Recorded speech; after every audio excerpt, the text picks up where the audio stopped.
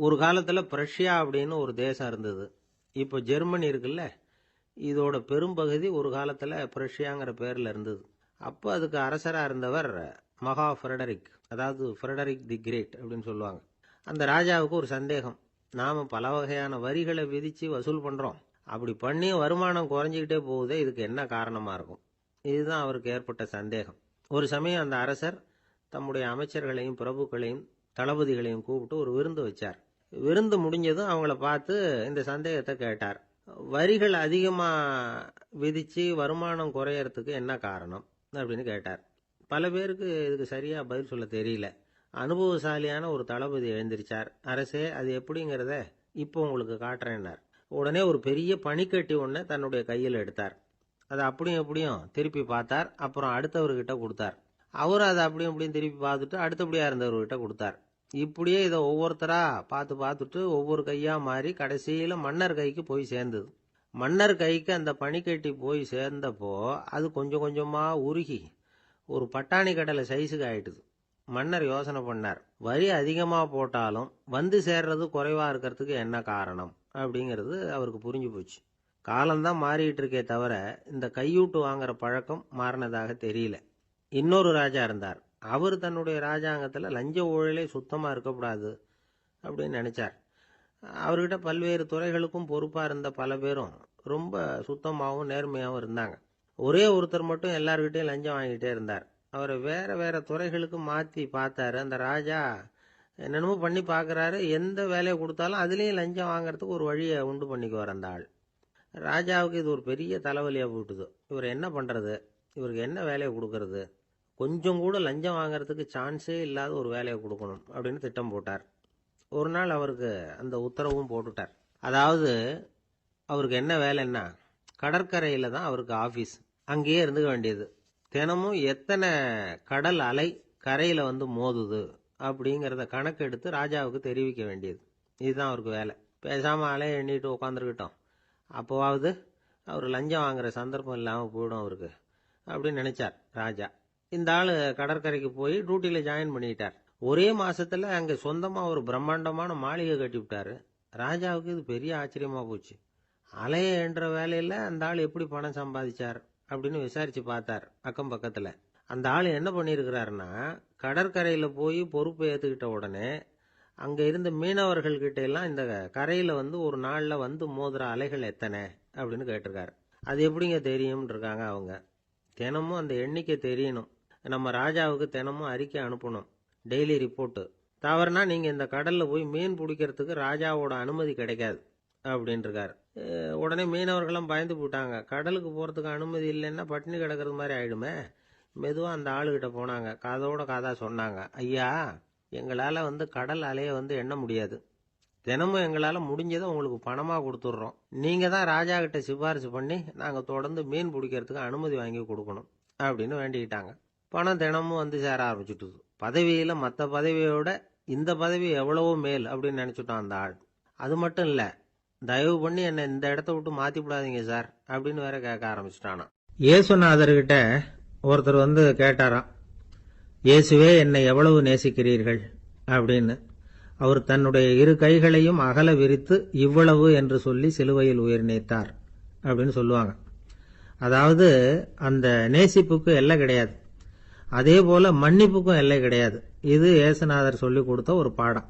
இயேசுனுடைய சீடர்கள்ல ஒருத்தன் பீட்டர், அவன் ஒரு நாள் இயேசுநாதர்கிட்ட கேட்டிருக்கான், இயேசுவே, நான் வந்து என்னுடைய தம்பி கிட்ட அடிக்கடி சண்டை போட்டுக்கிட்டு இருக்கிறேன், என்னுடைய சகோதரன் கூட.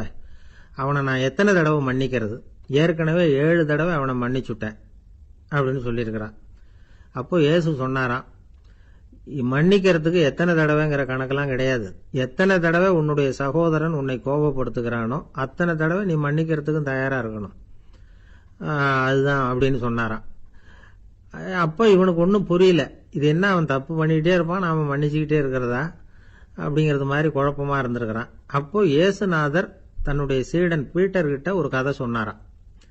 அந்த கதை இன்றைக்கு நாம் வந்து எல்லாரும் சிந்தித்து பார்க்க வேண்டிய ஒரு கதை. அதாவது மன்னிப்பை விரும்புகிறவர்கள் மன்னிக்கவும் தயாராக இருக்க வேண்டும் அப்படிங்கிறது தான் அந்த கதையினுடைய தத்துவம். அந்த இயேசுநாதர் சொன்ன கதை என்னன்னா, ஒரு மன்னர் இருந்தார். அவர் ஒரு நாள் அரண்மனையில் உட்காந்து கணக்கு வழக்குகள்லாம் பார்த்துக்கிட்டு இருந்தார். நம்ம அரண்மனையிலேருந்து யார் யார் அரசாங்க கடன் வாங்கியிருக்கிறாங்க, யார் யார் திருப்பி செலுத்தி இருக்கிறாங்க அப்படிங்கிற விவரத்தையெல்லாம் பார்த்துக்கிட்டு இருந்தார். அப்போதான் புரிஞ்சுது, அந்த அரண்மனையில் வேலை செய்கிற ஒருத்தனே அரசாங்க கடன் ஒரு வாங்கியிருக்கிறான். எவ்வளவு? 10,000 பொற்காசுகள் வாங்கியிருக்கான் கடன். இந்த 10,000 பொற்காசுகளை திருப்பி செலுத்தலை அரசாங்கத்துக்கு. இது மன்னர் கவனத்துக்கு வந்தது. உடனே நம்ம அரண்மனையில் இருக்கிறவனே அரசு கடன் வாங்கி திருப்பி செலுத்தாமல் இருக்கான், அவனை கூப்பிட்டு வாங்கன்னு சொல்லி கூப்பிட்டுட்டு வந்தாங்களாம். விசாரிச்சிருக்கிறாங்க. என்னப்பா நீ எவ்வளவு ஒன்று? ஆமாங்க 10,000 பொற்காசுகள் வாங்கியிருக்கிறேன், இன்னும் திருப்பி கட்டலைன்றிருக்கான். உடனே அவர் மன்னர் சொல்லியிருக்கிறாரு, நம்ம சட்டத்திட்டப்படி நீ உடனே பணத்தை திருப்பி கட்டிடு. அப்படி உன்னால் கட்ட முடியலன்னா உன்னுடைய வீடு வாசல் சொத்து சுகம் எல்லாத்தையும் விற்று அந்த பணத்தை அரசு கருவூலத்தில் சேர்த்துக்கிறதுக்கு நானே ஏற்பாடு பண்ணிடுறேன் அப்படின்னு அந்த மன்னர் சொன்னாராம்.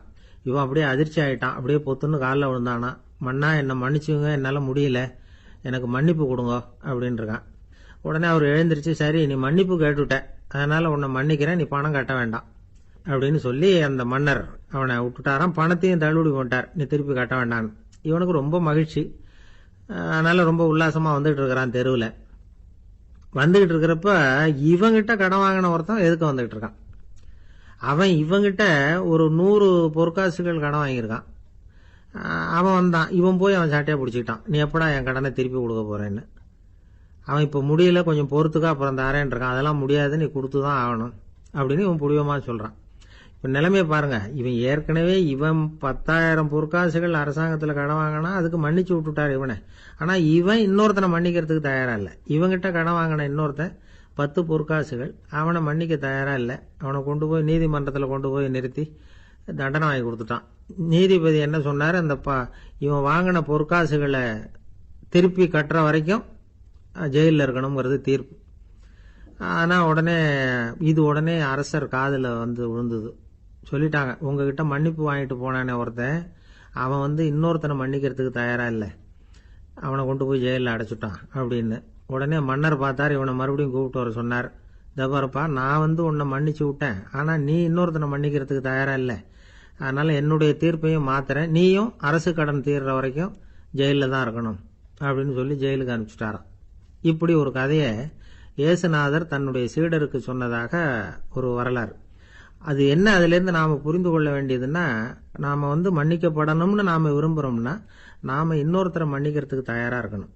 அதனால் நாம் இன்னொருத்தரை யாரையும் மன்னிக்க மாட்டோம், ஆனால் என்ன இன்னொருத்தர் மன்னிக்கணும் அப்படிங்கிறது மாதிரி செய்யக்கூடாதுன்னு சொல்லுவாங்க. அது மாதிரி நாம் இப்போ இது தப்பாக புரிஞ்சுக்கிறவங்களும் இருக்கிறாங்க. பாவம் மன்னிப்புங்கிறதுலாம் எதுக்குன்னா, அதாவது மறுபடியும் பாவம் செய்யாமல் இருக்கிறதுக்காக தான். அதான் மன்னிக்கிறாரே அப்படிங்கிறதுக்காக மறுபடியும் பாவம் பண்ணிட்டு இருக்கிறது இல்லை. அதான் ஒருத்தர் கேட்டாராம், பாவத்திலிருந்து மன்னிப்பு கிடைக்கணும்னா நீ என்ன செய்யணும் அப்படின்னு கேட்டிருக்காரு. அதுக்கு அவன் சொல்லியிருக்கிறான், நான் முதல்ல பாவம் செய்யணும், அப்போதானே மன்னிப்பு கிடைக்கும் அப்படின்னு நானா. இப்படிப்பட்டவர்கள் தான் இன்னைக்கு உலகத்தில் அதிகமாக இருக்கிறாங்க. அதனால் இந்த மன்னிப்பின் மகத்துவங்கிறது இயேசுநாதர்கிட்டேருந்து தான் நாம் புரிஞ்சுக்கணும். அந்த இயேசு சொன்ன அந்த மன்னிக்கிற மனோபாவம் இருந்தால் இன்னைக்கு உலகம் பூராவும் அமைதி பூங்காவாக இருக்கும். அதில் ஒன்றும் ஆச்சரியமே இல்லை, அதில் ஒன்றும் சந்தேகமும் இல்லை. அதனால் மன்னிக்கிற மனோபாவத்தை நாம் எல்லாரும் நமக்குள்ளே வளர்த்து கொள்ள வேண்டும் அப்படிங்கிறது தான் நாம் இன்றைக்கு எல்லோரும் சிந்தித்து பார்க்க வேண்டிய ஒரு செய்தி. ஒருத்தர் மனசில் நிம்மதி இல்லாமல் உட்காந்துருந்தார். என்ன சார் விஷயம் அப்படின்னு விசாரித்தேன். அகலக்கால் வச்சுட்டேன், அதுதான் அவதிப்படுறேன்னார். விவரமாக சொல்லுங்கன்னு. வீடு கட்டணும்னு ஆரம்பித்தேன், வேலை பாதியிலேயே நிற்கிது, கையில் பணம் இல்லை அப்படின்னார். இது மாதிரி ஆசாமிகள் பல பேரை நீங்கள் பார்த்துருக்கலாம். இவங்கெல்லாம் சுலபமாக மன அழுத்தத்துக்கு ஆளாயிடுறாங்க. மன உளைச்சல், அதாவது ஸ்ட்ரெஸ் அப்படின்னு சொல்கிறோமே, அதுக்கு அடிப்படையான சில காரணங்கள் உண்டு. அதாவது மிகையாக திட்டமிடுதல் அப்படிங்கிறதும் ஒரு முக்கியமான காரணம். நடைமுறை சாத்தியம் என்னங்கிறத மனசில் வச்சுக்கிட்டு எந்த திட்டத்தையும் தீட்டணும், அப்போ தான் அது சரியாக வரும். ரெண்டாவது காரணம் என்ன தெரியுமா, ஒரே நேரத்தில் பல்வேறு செயல்களில் ஈடுபடுறது. தொலைபேசியில் பேசிக்கிட்டே கையில் இருக்கிற கடிதத்தை படிச்சுக்கிட்டே எதிரில் உட்காந்துக்கிட்டு இருக்கிறவருக்கும் அப்பப்போ பதில் சொல்லிக்கிட்டு மனசில் பல்வேறு சிந்தனைகளை அப்படியே ஓட விட்டுக்கிட்டு இருக்கிறது, இதுவும் மன அழுத்தத்தை உண்டாக்குது. மூணாவது காரணம், எதிலேயும் வெற்றி மட்டும் எதிர்பார்க்குற ஒருதலைப்பட்சமான ஆர்வம். நாம் தொட்டதெல்லாம் வெற்றியாகவே முடியணும் அப்படின்னு எதிர்பார்க்குறவங்க ஏதாவது ஒன்றில் தோல்வியை கண்டா தோண்டு போயிடுறாங்க. எப்படியும் முடியலாம்ங்கிற எண்ணம் ஏற்கனவே நமக்குள்ளே இருந்துட்டுதுன்னா அந்த அவஸ்தை வராது. அதனால் அதுவும் நம்ம வளர்த்து கொள்ள வேண்டிய ஒரு குணம். மன உளைச்சல் ஏற்படுறதுக்கு இன்னொரு காரணம் எதையும் வேகமாக செஞ்சுடணும் அப்படிங்கிற துடிப்பு. அந்த துடிப்பே மனசை அழுத்த ஆரம்பிச்சிடும். எந்த ஒரு காரியத்திலையும் தாமதமோ இடையூறோ ஏற்பட்டால் அதை பொறுத்துக்கிற மனப்போக்கம் வேணும். அது இல்லாதவங்க அழுத்தத்துக்கு ஆளாயிடுறாங்க. சில பேர் வேலைன்னு எந்த நேரம் பார்த்தாலும் வேலையே கதின்னு கிடப்பாங்க. பொழுதுபோக்குக்கோ உடற்பயிற்சிக்கோ குடும்பத்தில் உள்ளவங்க அல்லது நண்பர்கள் கூட கலந்துரையாடவோ கொஞ்சம் கூட நேரம் ஒதுக்க மாட்டாங்க. இந்த சுபாவம் மன அழுத்தத்தை உண்டு பண்ணும். இதையெல்லாம் புரிஞ்சுக்கிட்டு அதிலிருந்து விடுபடுறது எப்படின்னு யோசிக்கணும். வல்லுநர்கள் இது தொடர்பாக சில யோசனைகளை சொல்லி வச்சிருக்கிறாங்க. அது என்னன்னா, வாழ்க்கைங்கிறது பிரச்சனைகளால் பின்னப்பட்ட ஒன்று. அது எப்பவுமே முடிவடையாத ஒரு தொடர்கதை அப்படிங்கிறத முதல்ல நாம் புரிஞ்சுக்கணும். ஒரே நேரத்தில் ஒரு காரியத்தில் மட்டுமே நாம் கவனம் செலுத்தணும். அடுத்தவங்க காரியத்தில் தலையிடக்கூடாது. எதையும் பேச ஆரம்பிக்கிறதுக்கு முன்னாடி நம்மை நாமே கேட்டுக்க வேண்டிய கேள்வி 2. 1, நான் சொல்ல போகிறது ரொம்ப முக்கியமானதா? 2வது, நான் சொல்கிறத அவங்க கேட்கறதுக்கு ஆசைப்படுறாங்களா? நான் பேசுறதுக்கு அது சரியான நேரம் தானா? இதை யோசித்து பார்த்ததுக்கப்புறம் எதையும் பேச ஆரம்பிக்கணும். முடிஞ்ச அளவுக்கு வளைந்து போகிற சுபாவத்தை வளர்த்துக்கணும். நம்ம நேரம் விலை மதிப்பு இல்லாதது. அதை வீணாக்கக்கூடாது. சிரிக்க தெரியலனாலும் பரவாயில்ல, முகத்தில் கொஞ்சம் புன்முறுவலாவது காட்டணும். இதெல்லாம் ரொம்ப முக்கியம். அடுத்தவங்க ஏதாவது செஞ்சால் உடனே நன்றி சொல்ல மறக்கப்படாது. தினமும் கொஞ்சம் நேரத்தை தனிமையில் செலவு பண்ணணும். மன உளைச்சலிருந்து விடுபடுறதுக்கு 3 முக்கிய வழிகள் சொல்கிறாங்க. அதை சுருக்கமாக ரெட் அப்படின்னு சொல்கிறாங்க. RED ஆங்கில எழுத்தில். அந்த முதல் எழுத்து R, அது என்னன்னா ரிலாக்ஸேஷன், அதாவது இடை ஓய்வு. 2வது E எக்ஸர்சைஸ், உடற்பயிற்சி. 3வது டயட், திட்டமிட்ட உணவு முறை. அதனால் தியானம், மூச்சு பயிற்சி இதெல்லாம் இந்த இடை ஓய்வுக்கு வழிகள். எந்த வேலையையும் தொடர்ந்து செய்யக்கூடாது. எல்லார்கிட்டையும் கலகலப்பாக பழகணும். மாதத்துக்கு ஒரு நாளாவது குடும்பத்தோடு வெளியில் போயிட்டு வரணும். சுலபமான உடற்பயிற்சிகளை செய்யலாம். உடற்பயிற்சிங்கிறது நமக்காக நாம் செய்கிற ஒரு நீண்டகால முதலீடு அப்படின்னு சொல்லுவாங்க. அதாவது லாங் டேர்ம் இன்வெஸ்ட்மெண்ட்டாம். அளவோடு சாப்பிட்ணும், மெதுவாக சாப்பிட்ணும். இதெல்லாம் கொஞ்சம் மனசில் வச்சுக்கிட்டு நடந்துக்கிட்டால் மகிழ்ச்சியாக வாழலாம். சில பேர் சாப்பாட்டு விஷயத்தில் ரொம்ப அக்கறை எடுத்துக்கிறது உண்டு. ஒரு குண்டு ஆசாமி சாப்பிட உட்கார்ந்தார். முதல்ல ஒரு மாத்திரை சாப்பிட்டார். எதுக்குன்னு கேட்டோம். பசி எடுக்கிறதுக்குன்னார். சாப்பிட்டு முடிச்சார். பிறகு மறுபடியும் ஒரு மாத்திரை சாப்பிட்டார். இது எதுக்குன்னு கேட்டோம். சாப்பிட்டது ஜீரணமாகறதுக்கு அப்படின்னார். இப்ப மேல எனக்கு அளவு கடந்த அன்பு அப்படின்னு யாராவது சொன்னா அதை அலட்சியமா நினைச்சிடக்கூடாது. அது கொஞ்சம் சீரியஸான விஷயம். அளவுக்கு மிஞ்சினா எதுவுமே இடைஞ்சல் தானே. அன்பும் அப்படிதான். அன்பு அதிகமா இருந்தா அது எப்படி கெடுதல் பண்ணும் அப்படிங்கிற சந்தேகம் உங்களுக்கு வரலாம். தசரதன் கதை என்னாச்சு? கைகை மேல வச்சு அளவு கடந்த அன்பு. ராமன் காட்டுக்கு போறாப்புல ஆயிட்டுதுல்ல. தசரதன் எப்பேற்பட்ட அரசன்? விஸ்வாமித்திரர் சொல்றார், என்ன மாதிரி முனிவர்களுக்கும் தேவர்களுக்கும் ஏதாவது கஷ்டம் வந்தா முதல்ல முருகன் கிட்ட போவோம், அப்புறம் பரமசிவனை போய் பார்ப்போம், அதுக்கப்புறம் திருமால் கிட்ட போவோம், அப்புறம் பிரம்மன் இந்திரன் இவங்களையெல்லாம் போய் பார்ப்போம். இவங்களால எல்லாம் முடியலன்னா கடைசியில் அயோத்திக்கு வருவோங்கிறார். உன்னை விட்டா வேற கதி உண்டோ அப்படின்னு தசரதனை பார்த்து விஸ்வாமித்திரரே சொல்றார். அப்பேற்பட்ட அரசன் தசரதன் கைகேயி காலில் விழறான். உன் பாதங்களை தொட்டு கெஞ்சி கேட்டுக்கிறேன், ராமனை காட்டுக்கு அனுப்பாதேங்கிறான். தசரதனுடைய இந்த நிலைமைக்கு என்ன காரணம்? அவன் கைகேயி மேல வச்ச அளவு கடந்த அன்பு தான் காரணம். இப்ப சொல்லுங்க, அன்பா இருந்தாலும் அது அளவுக்கு மீறி போனா கெடுதல் பண்ணுமா பண்ணாதா? அது மட்டும் இல்ல, அளவு கடந்த அன்பு நீதிக்கும் நியாயத்துக்கும் புறம்பான காரியங்களையும் செய்ய வச்சிரும். தசரதன் மிகச்சிறந்த நீதிமான். தர்மத்துக்கு விரோதமா ஒரு காரியமும் செய்யாதவன். அப்பேற்பட்டவன் தன்னுடைய மனைவியை பார்த்து என்ன சொல்றான் தெரியுமா? உனக்காக நான் என்ன செய்யணும்னு சொல்லு, செய்யறேன். ஒரு குற்றமும் செய்யாத ஒருத்தனை கொல்லணுமா கொல்றேன். மரண தண்டனை விதிக்கப்பட்ட ஒருத்தனை விடுதலை செய்ய சொல்றியா செய்யறேன். எந்த பிச்சைக்காரனையாவது கோடீஸ்வரன் ஆக சொல்றியா ஆக்குறேன். அல்லது கோடீஸ்வரனை பிச்சைக்காரன் ஆக்கணுமா ஆக்குறேன் அப்படிங்கிறான்.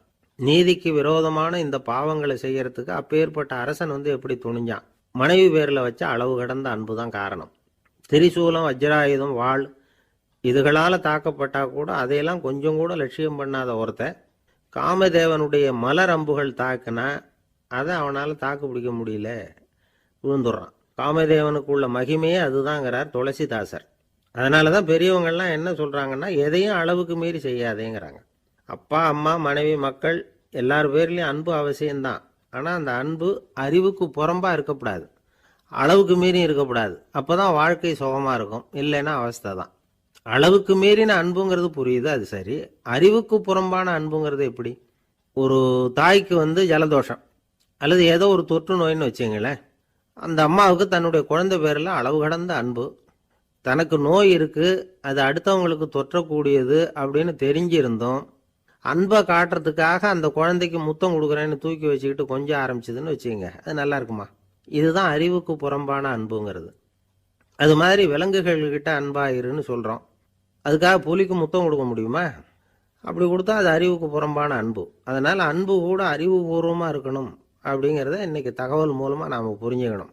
இந்த காலத்து காதலன் தன்னுடைய காதலிகிட்ட சொன்னானாம், இதை பாரு, உன் பேரில் எனக்கு அளவு கடந்த அன்பு, உனக்காக என்ன செய்யணும்னு சொல்லி செய்கிறேன், நெருப்பில் நடக்கணுமா நடக்கிறேன், நீரில் குதிக்கணுமா குதிக்கிறேன், உயிரையே கொடுக்கணுமா கொடுக்குறேன் அப்படின்னா. சரி, வர்றேன் ஞாயிற்றுக்கிழமை சாயந்தரம் 6 மணிக்கு இதே இடத்துக்கு வாங்க அப்படின்னு அந்த பொண்ணு.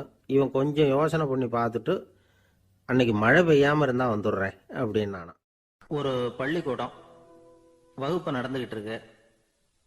ஆசிரியர் பாடம் நடத்திக்கிட்டு இருக்கிறார். நடத்தி முடிச்ச உடனே கேட்டார், மாணவர்களே, இதுவரைக்கும் நான் நடத்தின பாடத்தில் உங்களுக்கு ஏதாவது சந்தேகம் இருக்கா அப்படின்னு கேட்டார். அப்புறம் ஒவ்வொருத்தராக கேட்டார். ஒரு மாணவன் எழுந்திருச்சான். சார், எனக்கு சந்தேகம் எதுவுமே இல்லைன்னா. ஏன்னு கேட்டார். ஏன்னா எனக்கு நீங்கள் நடத்தின பாடம் தெளிவாக புரிஞ்சுட்டுது, அதனால் சந்தேகம் வரலன்னா. இன்னொரு மாணவன் எழுந்திருச்சான். சார், எனக்கும் சந்தேகம் எதுவும் இல்லைன்னா. ஏண்டான்னு கேட்டார். ஏன்னா எனக்கு நீங்கள் நடத்தின பாடம் எதுவுமே புரியல, அதனால் சந்தேகம் வரல அப்படின்னா. இந்த இடத்துல நாம் கொஞ்சம் சிந்திச்சு பார்க்கணும். இந்த உலகத்தில் எல்லாம் புரிஞ்ச ஒருத்தனுக்கும் சந்தேகம் வராது, எதுவுமே புரியாத ஒருத்தனுக்கும் சந்தேகம் வராது. அறகுறையாக புரிஞ்சுக்கிட்டவன் இருக்கான் பாருங்க, அவனுக்கு தான் அடிக்கடி சந்தேகம் வரும். ஆக மாணவர்களை இந்த 3 வகையாக பிரிக்கலாம். அதே மாதிரி தான் மனிதர்களையும் 3 வகையாக பிரிக்கிறாங்க ஆன்மீகவாதிகள். ஒரு ஆன்மீக பெரியவர் என்ன சொல்றார் தெரியுமா? இந்த உலகத்தில் 3 வகையான மனிதர்கள் இருக்கிறாங்களாம். முதல் வகை எப்படி தெரியுமா? இவங்களுக்கு எதையும் தெரிஞ்சுக்கணுங்கிற அவசியமே கிடையாது. ஏன்னா அவங்களுக்கு எல்லாமும் தெரியும். இவங்க ஞானத்தின் முழு வடிவா இருக்கிற காரணத்தினால அவங்களுக்கு எந்த சந்தேகமும் இல்லை, எந்த கேள்விகளும் கிடையாது. இந்த நிலையில இருக்கிறவன் கிருஷ்ணன். எல்லாத்துக்கும் விட தெரிஞ்சுக்கிட்ட நிலையில அவன் விடையாக மாறிவிட்டான் அப்படின்னு சொல்லுவாங்க. 2வது நிலையில இருக்கிறவன் அர்ஜுனன். இவனுக்கு எப்போ பார்த்தாலும் கேள்விதான், சந்தேகம்தான். பதில் சொல்ல சொல்ல அவனுக்கு இருக்கிற சந்தேகமும் அதிகமாகிட்டே இருக்கும், குறையவே குறையாது. அர்ஜுனன் மாதிரி உள்ளவங்க எப்பவும் கேள்வி கேட்டுக்கிட்டே இருப்பாங்க. ஒரு கேள்விக்கு விட கிடைச்சுட்டுன்னு வைங்க, உடனே இன்னொரு கேள்வி அவங்க கிட்ட இருந்து வரும். கிருஷ்ணனுடைய நிலை எப்படின்னா அது கேள்விகளே அற்ற ஒரு நிலை. அர்ஜுனனுடைய நிலை எப்படின்னா அது கேள்விகளை தவிர வேறு எதுவும் அற்ற ஒரு நிலை. இவங்களை தவிர இன்னொரு ஆள் இருக்கிறான், அவனுக்கும் கேள்விகள் அற்ற ஒரு நிலை தான். அவன் யாருன்னா துரியோதனன். இவனுக்கு தெரிஞ்சுக்கணுங்கிற எண்ணமே சுத்தமா கிடையாது. ஆவலே இல்லைங்கிறதுனால அதை புரிஞ்சுக்கணுங்கிற அவசியமும் இல்லை. அதனால அவனுக்கு கேள்விகள் அற்ற ஒரு நிலையில அவன் இருந்துகிட்டு இருக்கிறான். எல்லா பதிலும் தெரிந்து கொண்ட நிலையில கிருஷ்ணனும் கேள்விகள் அற்ற நிலையில இருக்கிறான். தெரிஞ்சுக்கணுங்கிற ஆவலே இல்லாத துரியோதனனும் கேள்விகள் அற்ற நிலையிலே இருக்கிறான். இப்படியும் இல்லாம அப்படியும் இல்லாம 2ம் கெட்டான் நிலையில இருக்கிறானே, அவன் தான் அர்ஜுனன். அதனால பெரியவங்கள்லாம் என்ன சொல்றாங்கன்னா, இந்த உலகத்துல அர்ஜுனன்களா இருக்கிறவங்க ஒன்று துரியோதனனா மாறிடணும், இல்லைன்னா கிருஷ்ணனா மாறிடணும். இதை தவிர வேற வாய்ப்பு இல்லை. துரியோதனன் மாதிரி உள்ளது விலங்கு நிலை, கிருஷ்ணன் மாதிரி உள்ளது தெய்வ நிலை. அர்ஜுனன் விலங்காவும் ஆக முடியல, தெய்வமாவும் ஆக முடியல. இப்படி 2ம் கெட்டானா இருக்கிற வரைக்கும் இந்த கேள்விகளும் பிரச்சனைகளும் இருந்துகிட்டே தான் இருக்கும். இதுதான் பெரியவர்கள் சொல்லுகிற அனுபவ உண்மை. ஒரு ஆசிரியர் ரொம்பவும் விரிவா விளக்கமா பாடம் நடத்தின பிறகு, மாணவர்களே ஏதாவது சந்தேகம் இருந்தா கேளுங்கன்னாராம். ஒரு மாணவன் எழுந்திருச்சான். சார், எனக்கு ஒரு சந்தேகம்னா. என்னன்னு கேட்டார். இது வரைக்கும் என்ன பாடம் சார் நடத்துனீங்க அப்படின்னா அந்த பையன். இந்த உலகத்துல எத்தனை வகையான மனிதர்கள் இருக்கிறாங்க, ஒவ்வொரு மனிதனுமே ஒவ்வொரு வகை அப்படிங்கிறாங்க விஞ்ஞானிகள். மனிதர்களை 3 வகையா பிரிக்கலாம் அப்படின்னு சொல்றாங்க மெய்ஞானிகள். இவங்களை பத்திலாம் ஏற்கனவே நாம பேசியிருக்கிறோம். இப்போ டாக்டர் எட்வர்டு பேட்ச் அப்படிங்கிற நிபுணர் என்ன சொல்றாரு தெரியுமா? மனிதர்களை 7 வகையா பிரிக்கலாம்ங்கிறார். மனிதர்களின் மனநிலை அடிப்படையில அவங்களை 7 விதமா வகைப்படுத்துறார் அவர். சரி, அது என்ன 7 வகை? முதல் வகை என்னன்னா, பயந்த குணம் உள்ளவங்க. சார் ரொம்ப பயந்த சுபாவம், வீட்டில் கூட வாயே திறக்க மாட்டார், சாப்பிட போறப்ப மட்டும்தான் கொஞ்சம் வாயை திறப்பார், அப்புறம் மூடிக்குவார் அப்படின்னு சில பேரை பத்தி நாம பேசிக்கிறது உண்டு. இவங்கெல்லாம் இந்த வகை, அதாவது பயந்த குணம் உள்ளவர்கள் அப்படிங்கிற முதல் வகை. சரி, 2வது வகை என்னன்னா, சஞ்சலப்படுகிறவர்கள். எதுக்கு எடுத்தாலும் கலக்கம், குழப்பம், இப்படியே காலம் தள்ளிட்டு இருப்பாங்க. பல பேர் பார்த்துருப்பீங்க. அவங்கெல்லாம் இந்த வகை. 3வது வகை என்னன்னா, யதார்த்த உலகை மறந்து கற்பனை உலகத்திலேயே மிதக்கிறவங்க. இளைஞர்கள், கவிஞர்கள், இப்படி பல பேர் இருக்கிறாங்க. எப்போ பார்த்தாலும் கற்பனை உலகத்திலேயே மிதந்துகிட்டு இருப்பாங்க. கிட்டத்துல போய் என்னங்க ஒரு மாதிரியா இருக்கிறீங்க அப்படின்னு கேட்டு பாருங்க, அவங்களெல்லாம் ஏதோ ஒரு அற்ப புழுவை பார்க்கறது மாதிரி உங்களை பார்ப்பாங்க. அதுவும் அந்த வானத்து நிலாவை பாருங்கள், அது என்னை வா வான்னு கூப்பிடுது, எனக்கு சீக்கிரத்தில் ஒரு நாள் சிறகுகள் முளைக்கும், சிறகடித்து வானத்தில் பறந்து போவேன், அந்த செல்ல நிலாவை கொஞ்சிவிட்டு வருவேன், இப்படிலாம் பேசிக்கிட்டு இருப்பாங்க. கொஞ்சிறது அப்புறம் இருக்கட்டும், இப்போ கஞ்சிக்கு வழியே பாருப்பா அப்படின்னா அதை காதில் வாங்க மாட்டாங்க. நாம் ஏதோ இந்த உலகத்தை அனுபவிக்க தெரியாதவர்கள் மாதிரி நம்மளை அவங்க கவனிப்பாங்க. இப்படி ஒரு ரகம். 4வது வகை மனிதர்கள் எப்படின்னா, இவங்க தனிமை உணர்வு மிக்கவர்கள். இவங்க மற்றவங்களோட இயல்பாக நெருங்கி பழகிறதில்ல, தான் உண்டு தன்னுடைய வேலை உண்டுன்னு இருந்துட்டு போகிறவங்க. அடுத்த வீட்டில் இருக்கிறவர் யார் அப்படின்னு கேட்டால் கூட அடுத்த வீடுன்னு ஒன்று இருக்கா அப்படிங்கிறது மாதிரி நம்ம முகத்தை பார்ப்பாங்க. அவங்ககிட்ட மேற்கொண்டு நாம் என்னத்தை பேச முடியும்? இப்படி ஒரு வகை. 5வது வகை மனிதர்கள் எப்படின்னா, இவங்க மற்றவங்க செல்வாக்குக்கு உட்பட மறுப்பவர்கள். அடுத்தவங்களோட செல்வாக்குக்கு இவங்க ஆட்படுறதில்ல.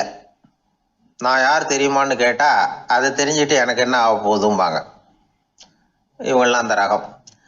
6வது வகை மனிதர்கள் எப்பவும் எதுலேயும் பற்று இல்லாமல் இருக்கிறவங்க. இது ஒரு துறவு மனப்பான்மை. இயல்பாகவே சில பேர் இப்படி உண்டு, அவங்களுக்கு எதுலேயும் ஒரு ஈடுபாடு இருக்காது. அப்படிப்பட்டவங்கெல்லாம் 6வது வகை. 7வது வகை மனிதர்கள் மற்றவங்க கவலையை தன்னுடையதா ஆக்கிக்கிட்டு கவலைப்படுறவங்க. இவங்கெல்லாம் மகாத்மாக்கள். தாம் வேறு அடுத்தவங்க வேறு அப்படிங்கிற எண்ணம் இவங்களுக்கு வர்றதில்லை. அதனால அடுத்தவங்களுக்கு ஒரு துன்பம் வந்ததுன்னா இவங்களால சும்மா இருக்க முடியறதில்ல. ஆக கூடி இப்படி 7 விதமான மனிதர்களை அடையாளம் காட்டுறார் அந்த நிபுணர். இதுல நாம எந்த வகையில வர்றோம் அப்படிங்கிறத நாம தான் அடையாளம் கண்டுபிடிக்கணும். எனக்கு தெரிஞ்ச ஒரு மனிதர் உண்டு. அவர் ஒரு வித்தியாசமான வகை. எதையும் நடைமுறை சாத்தியமா சிந்திக்கிறவர். எப்பவும் அடுத்தவங்களும் நல்லா இருக்கணும், நாமும் நல்லா இருக்கணும் அப்படின்னு ஆசைப்படுறவர். அவருக்கு ஒரு சமயம் திடீர்னு உடம்பு சுகம் இல்லாமல் போயிட்டுது. டாக்டர் கிட்ட போனார், பணம் கொடுத்தார், வைத்தியம் பார்த்துக்கிட்டார். அவர் எழுதி கொடுத்த மருந்து சீட்டை வாங்கினார். ஒரு மருந்து கடைக்கு போனார், பணம் கொடுத்தார், மருந்து வாங்கினார். அதை எடுத்துகிட்டு வீட்டுக்கு வந்தார். அதுக்கப்புறம் அந்த மருந்து அவர் சாப்பிடணும்ல, சாப்பிடவே இல்லை, அப்படியே சும்மா வச்சுட்டார். அவரை பார்த்து கேட்டேன், ஏன் சார் இப்படி பண்ணுறீங்க, வீண் செலவு தானே இது, நீங்கள் ஏன் டாக்டர்கிட்ட போய் பணம் செலவு பண்ணுனீங்கன்னு கேட்டேன். அவர் சொன்னார், டாக்டர் வாழணும் இல்லையா, அதனால தான் அப்படின்னார். சரி, அப்புறம் ஏன் மருந்து வாங்கினீங்க அப்படின்னு கேட்டேன். மருந்து கடைக்காரர் வாழணும் இல்லையா, அதனால தான் அப்படின்னார். சரி, அப்புறம் ஏன் வாங்கின மருந்து சாப்பிடாம வச்சுட்டீங்க அப்படின்னதுக்கு, நான் வாழணும் இல்லையா அதனால தான் அப்படின்னார். இவர் வாழ்க்கையை புரிஞ்சுக்கிட்டவர். இப்படி வாழ்க்கையை புரிந்து கொண்டு வாழ தெரிஞ்சுக்கணும். எந்த வகை மனிதர் நாம் அப்படிங்கிறத புரிஞ்சுக்கிட்டு வாழ்ந்தோம்னா வாழ்க்கையில வெற்றி நிச்சயம். சீடன் வெளியூர் புறப்படுறதுக்கு தயாரா இருந்தான். ரொம்ப தூரம் போக போறான். திரும்பி வர நாளாகும். புறப்படுறதுக்கான ஆயத்த வேலைகள்ல ஈடுபட்டிருந்தான். அந்த சமயம் பார்த்து இன்னொரு சீடன் அவங்கிட்ட வந்தான். நம்ம குரு உன்னை அழைச்சிட்டு வர சொன்னார், வா அப்படின்னு கூப்பிட்டான். இவன் உடனே புறப்பட்டு போனான். குருநாதரை பார்த்தான். அவர் காலில் விழுந்து வணங்கினான். வணங்கிவிட்டு எழுந்திரிச்சான். அவ்வளவுதான். குரு ஏதாவது உபதேசம் பண்ணுவாருன்னு எதிர்பார்த்தான். ஆனா நடந்தது என்ன தெரியுமா? குரு அவனுக்கு ஓங்கி ஒரு அடி கொடுத்தார். எதிர்பாராம இந்த அடியை வாங்கினதும் அந்த சீடன் அதிர்ந்து போயிட்டான். பக்கத்துல இருந்த மற்ற சீடர்களும் திகைச்சு போய் நின்னுட்டாங்க. அடி வாங்கின சீடனுக்கு மனசுக்குள்ள குழப்பம். நாம என்ன தப்பு பண்ணணும், புறப்படுற நேரத்துல இப்படி குரு கிட்ட அடி வாங்குற மாதிரி ஆயிட்டுதே அப்படின்னு நினைச்சு மனசுக்குள்ள ரொம்ப வேதனைப்பட்டான். கொஞ்சம் துணிச்சலை வரவழைச்சுக்கிட்டு குருநாதர்கிட்டயே கேட்டுட்டான், சுவாமி நான் என்ன தப்பு பண்ணினேன், என்ன இப்படி அடிச்சுட்டீங்களே, ஒரு வார்த்தை கூட உங்களை எதிர்த்து நான் பேசினது இல்லையே, இவ்வளவு காலமா உங்க விருப்பத்துக்கு விரோதமா ஒரு காரியம் கூட நான் செஞ்சது இல்லையே, வந்ததும் வராததுமா ஒண்ணுமே சொல்லாம என்ன அடிச்சுட்டீங்களே, குருவே நான் செஞ்ச குற்றம் தான் என்ன அப்படின்னு கண்ணீரோட பரிதாபமா கேட்டானா அந்த சீடன். ஆனா அந்த குரு முகத்துல கொஞ்சம் கூட கோபம் இல்லை. அவர் சிரிச்சுக்கிட்டே நின்றுகிட்டு இருந்தாராம். அதுக்கப்புறம் சொன்னாராம், என்னுடைய அருமை சீடனே, நீ ஒரு தவறும் பண்ணல, நான் உன்னை அடிச்சது நீ ஏதோ தப்பு பண்ணிவிட்டேங்கிறதுக்காக இல்லை, நீண்ட பயணம் போக போற, ஞாபகமா ஏதாவது கொடுத்து அனுப்ப வேணாமா, நீ ஞானம் பெற்ற பிறகுதான் திரும்பி வர போறேங்கிறது எனக்கு தெரியும், அதுக்கு பிறகு உன்னை வந்து அடிக்க முடியுமா, அதனால இப்ப கிடைச்சிருக்கிற இந்த வாய்ப்பை பயன்படுத்திக்கிட்டேன், அப்போதைக்கு இப்பவே அடிச்சுட்டேன், அவ்வளவுதான், வேற ஒண்ணும் இல்லை அப்படின்னாராம். குரு சிரிச்சுக்கிட்டே இப்படி சொல்றார். இருந்தாலும் இதுவும் ஒரு உபதேசம் தான்.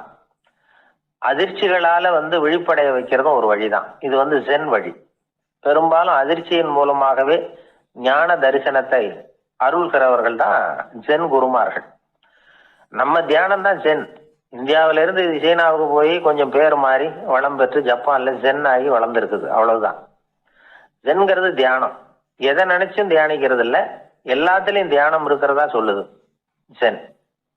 பேசுறது, இருக்கிறது, நடக்கிறது, சாப்பிடுறது, சிரிக்கிறது, தூங்குறது, தொழில் செய்யறது அல்லது சும்மா இருக்கிறது எல்லாமே தியானம் தான். ஜென்கிறது ஒரு சுய தரிசனம், தன்னைத்தானே அடையாளம் கண்டுகொள்கிறது தான் அது. இல்லாத எதையும் தேடி கண்டுபிடிக்கிறது இல்லை. சென் மார்க்கத்தை பத்தி ஓஷோ என்ன சொல்றாரு தெரியுமா? காணாமல் போன தன்னுடைய மூக்கு கண்ணாடி தன்னுடைய மூக்கின் மேல் இருப்பதை கண்டுகொள்வது போன்றது சென் அப்படிங்கிறார். நம்மால் இன்னொருத்தர் முகத்தை ரொம்ப நேரமா உத்து பார்த்துக்கிட்டு இருந்தார். என்ன பாக்குறீங்கன்னாரு அவரு. நீங்க போட்டிருக்கீங்களே மூக்கு கண்ணாடி, அதை தான் பாக்குறேன்னாரு இவரு. நீங்க அப்படி பாக்குறதுக்கு விசேஷ காரணம் ஏதாவது உண்டான்னு கேட்டார் இவர். உண்டுன்னார். என்னன்னு கேட்டார். நேத்திக்கு காணாம போன என்னோட மூக்கு கண்ணாடி அது அப்படின்னாராம் இவர். ஒருத்தன் தன்னுடைய நண்பனை வழியில பார்த்தான். என்னப்பா லெட்டர் போட்டுனே கிடைச்சதா அப்படின்னா. ஓ கிடைச்சதேன்னா அவன். இவன் உடனே ஏன்டா போய் சொல்ற, நான் உனக்கு லெட்டரே போடல, சும்மா தான் கேட்டேன், உடனே கிடைச்சிட்டுதுங்கிறிய அப்படின்னா. லெட்டர் போட்டேன்னு நீ போய் சொல்றப்போ அது கிடைச்சதுன்னு நான் போய் சொல்லக்கூடாதா அப்படின்னானா அவன். இப்படிப்பட்டவங்க சில பேர் இருந்தா கூட இன்னைக்கு கடிதம் மூலமா தொடர்பு கொள்ளாதவங்க இருக்கவே முடியாது. அந்த அளவுக்கு அது அவசியமான ஒன்னாயிட்டுது. இந்த அஞ்சல் அட்டைகள் எப்படி ஆரம்பமாச்சு தெரியுமா? ஆஸ்திரியா நாட்டுல ஒரு பேராசிரியர் இருந்தார். அவர் பேரு இம்மானுவேல் ஹெர்மன். அவர் ஒரு நாள் ஒரு பத்திரிகையில கட்டுரை எழுதினாராம். இது நடந்தது 1869. அவர் எழுதின கட்டுரையில மக்கள் அதிகம் செலவில்லாம ஒருத்தருக்கு ஒருத்தர் தகவல் பரிமாறிக்கிறது எப்படி அப்படிங்கிறத பத்தி எழுதியிருந்தார். அதுக்கு சில யோசனைகளை அவரே எழுதியிருந்தாராம். எப்படின்னா, அந்த கட்டுரையை எல்லாரும் படிச்சு பார்த்துருக்குறாங்க. அவர் சொன்ன யோசனைகள் என்னன்னு. அது அரசாங்கத்தின் கவனத்துக்கு அது போச்சான். ஆகா, இது அவர் சொல்ற யோசனை நல்லா இருக்கும் போல் இருக்கு அப்படின்னு அவங்களே நினைச்சிருக்கிறாங்க. அவ்வளவுதான். உடனே அந்த யோசனையை நடைமுறைக்கு கொண்டுகிட்டு வந்தாங்களாம். பேராசிரியர் இம்மானுவேல் ஹெர்மனின் யோசனைப்படி அச்சடிச்ச அரசு முத்திரையோட அரசாங்கம் அஞ்சல் அட்டைகளை வெளியிட ஆரம்பிச்சுதான். 1869 அக்டோபர் 7ஆம் தேதி இது நடந்திருக்கு. உலகின் முதல் அஞ்சல் அட்டை வெளிவந்த நாள் அது. அப்பதான் அதுக்கு பேர் என்ன தெரியுமா? அதாவது கரஸ்பாண்டிங் கார்டு அப்படின்னு பேராது. அதுக்கப்புறம் என்ன ஆச்சுன்னா, உடனடியாக அமெரிக்காவிலேயே இது மாதிரியான கார்டுகளை வெளியிட ஆரம்பிச்சுட்டாங்க. அங்க இதுக்கு என்ன பேர் தெரியுமா? Postal card. அதுக்கப்புறம் 1870 இங்கிலாந்துலயும் இதை வெளியிட்டாங்களாம். அதை வெளியிட்ட முதல் நாள் அன்னைக்கு என்ன நடந்தது தெரியுமா? மக்கள்லாம் ஏதோ நியாய விலை கடையில நிக்கிறது மாதிரி பெரிய பெரிய கியூ வரிசையில நின்று இதை வாங்கினாங்களாம். நம்ம நாட்டுல முதல் அஞ்சலகம் 1927 கல்கத்தாவில் ஆரம்பமாயிருக்கு. இன்னைக்கும் அஞ்சலகம் இல்லாத இடமே இல்லை. அந்த அளவுக்கு அஞ்சல் போக்குவரத்து அதிகமாயிருக்குது. அன்னைக்கு உள்நாட்டுல ஒருத்தருக்கு ஒருத்தர் தகவல் பரிமாற்றம் செய்து கொள்ள மலிவான ஒரு அஞ்சல் அட்டையை அரசாங்கம் வெளியிடலாம் அப்படின்னு பேராசிரியர் எழுதின கட்டுரை இன்னைக்கு எந்த அளவுக்கு ஆகியிருக்கு பாத்தீங்களா? ஒருத்தன் ஒரு தபால் பெட்டிக்கு பக்கத்துல தலைய வச்சுக்கிட்டு அவன் பாட்டுக்கு நின்றுட்டு இருந்திருக்கான். அங்கே இருந்து இன்னொருத்தன் கேட்டிருக்கான், என்ன ஆச்சுன்னு. கொஞ்ச நேரத்துக்கு முன்னாடி இந்த தபால் பெட்டியில் ஒரு கார்டு எழுதி போட்டேன், விவரமெல்லாம் நல்லா தான் எழுதியிருக்கிறேன், ஆனால் அட்ரஸ் எழுத மறந்துட்டேன் அப்படின்னு நானா. உடனே அவன், அதுக்காக கவலைப்படாத, நான் போட்ட கார்டில் அட்ரஸ் எல்லாம் பின்கோடு உள்பட கரெக்டாக எழுதியிருக்கேன், ஆனால் விவரம் எழுத மறந்துட்டேன் நானா. கவலைப்படாத, கொஞ்ச நேரத்தில் தபால்காரர் வருவார், பெட்டியை திறந்ததும் நம்ம லெட்டரை கேட்டு வாங்கிக்கலாம்னா ஒருத்தன். கொஞ்ச நேரத்துக்கு முன்னாடி அவர் வந்தார், கேட்டேன், அதுக்கப்புறம் தான் மனசுக்கு ரொம்ப கஷ்டமாக போச்சு நானா. இவன் ஏண்டான்னு கேட்டிருக்கான். அவன், இது தபால் புட்டு இல்லையா. ஒரு ஊர்ல ஒரு மன்னர் இருந்தார். ஒரு நாள் அவருடைய அரசவைக்கு ஒரு ஓவியன் வந்தான். அவன் சீனா தேசத்திலிருந்து வந்தவன், தாவோ சிந்தனையாளன். அவன் அங்க வந்து மன்னர் முன்னாடி நிக்கிறான். யாரும் செய்ய முடியாத ஒரு காரியத்தை என்னால செய்ய முடியும்னா. இவன் இப்படி சொன்னதை கேட்டதும் ஏற்கனவே அங்க இருந்த அரசவை ஓவியன் ஒருத்தனுக்கு கோபம் வந்துட்டுது. இதோ பாரு, இப்படி எல்லாம் பேசக்கூடாது, நான் வேணும்னா உன்னுடைய சவாலை ஏத்துக்கிறேன் அப்படின்னா. நாம 2 பேரும் ஓவியம் தீட்டுவோம், அதை பார்த்துட்டு நம்ம 2 பேர்ல யாரு சிறந்த ஓவியன் அப்படிங்கிறத மன்னரே தீர்மானம் செய்யட்டும், என்ன சொல்ற அப்படின்னு கேட்டான் அவன். அவனும் சரின்னு ஒத்துக்கிட்டான். போட்டி ஆரம்பமாச்சு. அரசர் அவங்களுக்கு 2 சுவர்களை ஒதுக்கி கொடுத்தார். 6 மாச காலம் அவகாசம் கொடுத்தார். 2 ஓவியர்களும் அவங்கவங்க வேலையை ஆரம்பிச்சாங்க. இரவு பகலா வேலை செய்ய ஆரம்பிச்சுட்டாங்க. 6 மாசம் முடிஞ்சது. அரசர் வந்து பார்த்தார். முதல்ல தன்னுடைய அரசவை ஓவியர் தீட்டி இருந்த ஓவியத்தை பார்த்தார். ரொம்ப பிரமாதமா இருந்தது, பாராட்டினார். இதோ பாரு, உன்னுடைய ஓவியம் அற்புதமா இருக்கு, உயிரோட்டம் உள்ளதா இருக்குது, கலையின் உச்சமே இதுதான், இதை விட சிறந்த ஒரு ஓவியத்தை வேற யாராலையும் படைக்க முடியாது அப்படின்னார். அதுக்கப்புறம் அந்த சீன ஓவியன் கிட்ட போனார். எங்க உன்னுடைய ஓவியம்னு கேட்டார். திரைச்சீலையை விலக்கி விட்டு பாருங்கன்னா. மன்னர் வந்து அந்த திரைச்சீலையை விளக்குனார். உள்ள வந்து ஓவியம் இருக்க வேண்டிய இடம் கண்ணாடி மாதிரி தெரிஞ்சுது. அவன் அந்த 6 மாச காலமா அந்த சுவரை வந்து தேய்ச்சி தேய்ச்சி கண்ணாடி மாதிரி ஆக்கி வச்சிருக்கிறான். அதுக்கு நேரா எதிர் சுவரில் அரசவை ஓவியம் தீட்டின ஓவியம் இருக்கு. அது எதிரில் இருந்த இந்த கண்ணாடியில பட்டு பிரதிபலிக்குது. மன்னர் யோசனை பண்ண ஆரம்பிச்சார். அப்புறம் அந்த சீன ஓவியனை பார்த்து கேட்டார், இதோ பாரு, நீ என்னுடைய ஆளை வந்து தோற்கடிச்சுட்ட அப்படிங்கிறதுல சந்தேகம் இல்லை, ஆனாலும் எங்களை ஏமாத்தி இருக்கிற, எந்த ஓவியமும் நீ வரையிலையே அப்படின்னார். அரசே, இதுதான் உண்மையான ஓவியம், உயிருள்ள ஓவியம். இது வந்து மனோபாவங்களை பிரதிபலிக்கும், மாறுகின்ற காலங்களை அப்படியே காட்டும் அப்படின்னா அந்த சீன ஓவியன். கையால வரைகிற ஓவியங்கள்ல சலனம் இல்லை, கண்ணாடி அப்படி கிடையாது, சக்தியின் ஓட்டம் அதுல எப்பவும் இருந்துகிட்டே இருக்கும், கண்ணாடி மட்டுமே ஜீவனுள்ள ஓவியமா இருக்க முடியுங்கிறத அந்த சீன ஓவியன் தெரிஞ்சு வச்சிருந்தான். ஏன்னா அவன் ஒரு தாவோ சிந்தனையாளன்.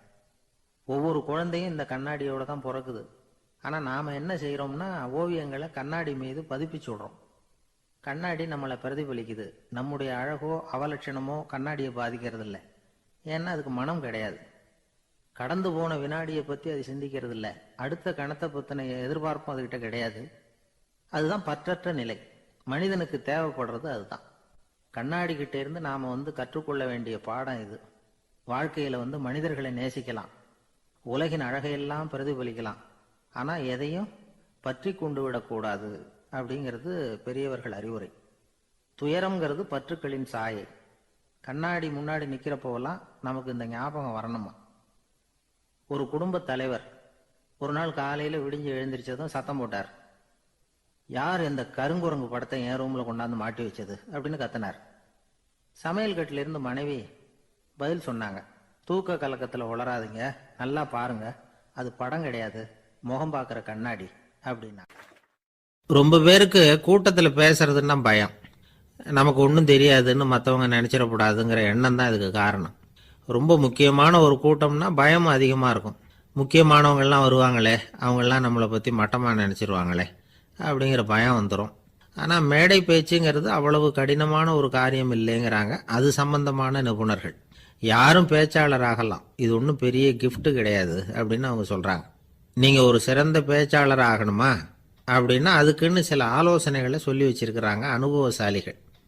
முதல் ஆலோசனை என்னன்னா, உங்கள் பேச்சு வந்து எளிமையாக இருக்கணும். ஏதாவது ஒரு கருத்து அல்லது 2 கருத்து சொன்னால் போதும். 20 அல்லது 30 கருத்துக்களை சொல்லிகிட்டே போகக்கூடாது. 2வது ஆலோசனை, நீங்கள் என்ன பேச போகிறீங்கிறது முதல்ல உங்களுக்கு நல்லா புரியணும். அதுக்கப்புறம் தான் அதை அடுத்தவங்களுக்கு புரிய வைக்க முடியும். எப்படி ஆரம்பிக்க போகிறோம், எந்த கருத்தை முக்கியமாக வலியுறுத்த போகிறோம், எப்படி முடிக்க போகிறோம் அப்படிங்கிறத முதல்ல நல்லா சிந்திச்சு மனசில் வச்சுக்கணும். கடைசியாக என்ன சொல்கிறீங்களோ அதுதான் கேட்குறவங்க மனசில் நிற்கும். 3வது ஆலோசனை என்னென்னா, உங்கள் பேச்சு சுருக்கமாக இருக்கணும். ஒரு 15 நிமிஷம் பேசுறது ரொம்ப பொருத்தம். மணிக்கணக்கில் பேசிக்கிட்டு இருக்கிறது நல்லதில்லை. 4வது ஆலோசனை, நீங்கள் பேசுறது உண்மையாக இருக்கணும். உங்களுக்கு உண்மையான அனுபவங்கள் இருக்கும், அதை சொல்லலாம்.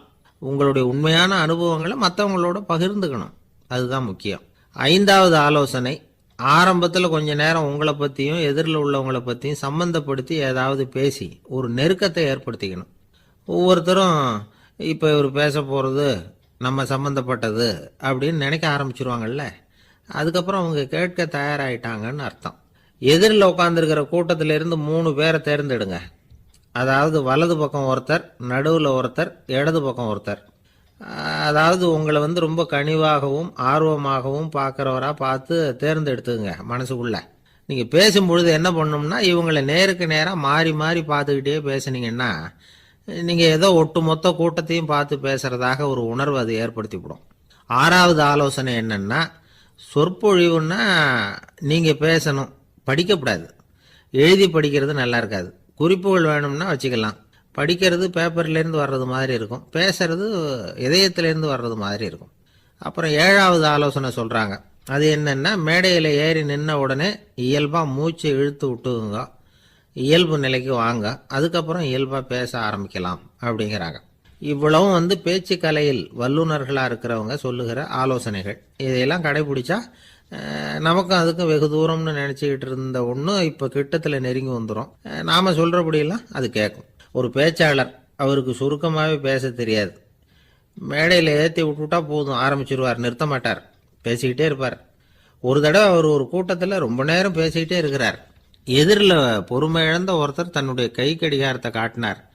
அதை கவனித்த பேச்சாளர், மன்னிக்கணும், கை கடிகாரம் நான் கொண்டுகிட்டு வர மறந்துட்டேன், அதுதான் நேரம் போனதே தெரியல அப்படின்னு சொல்லியிருக்கிறார்.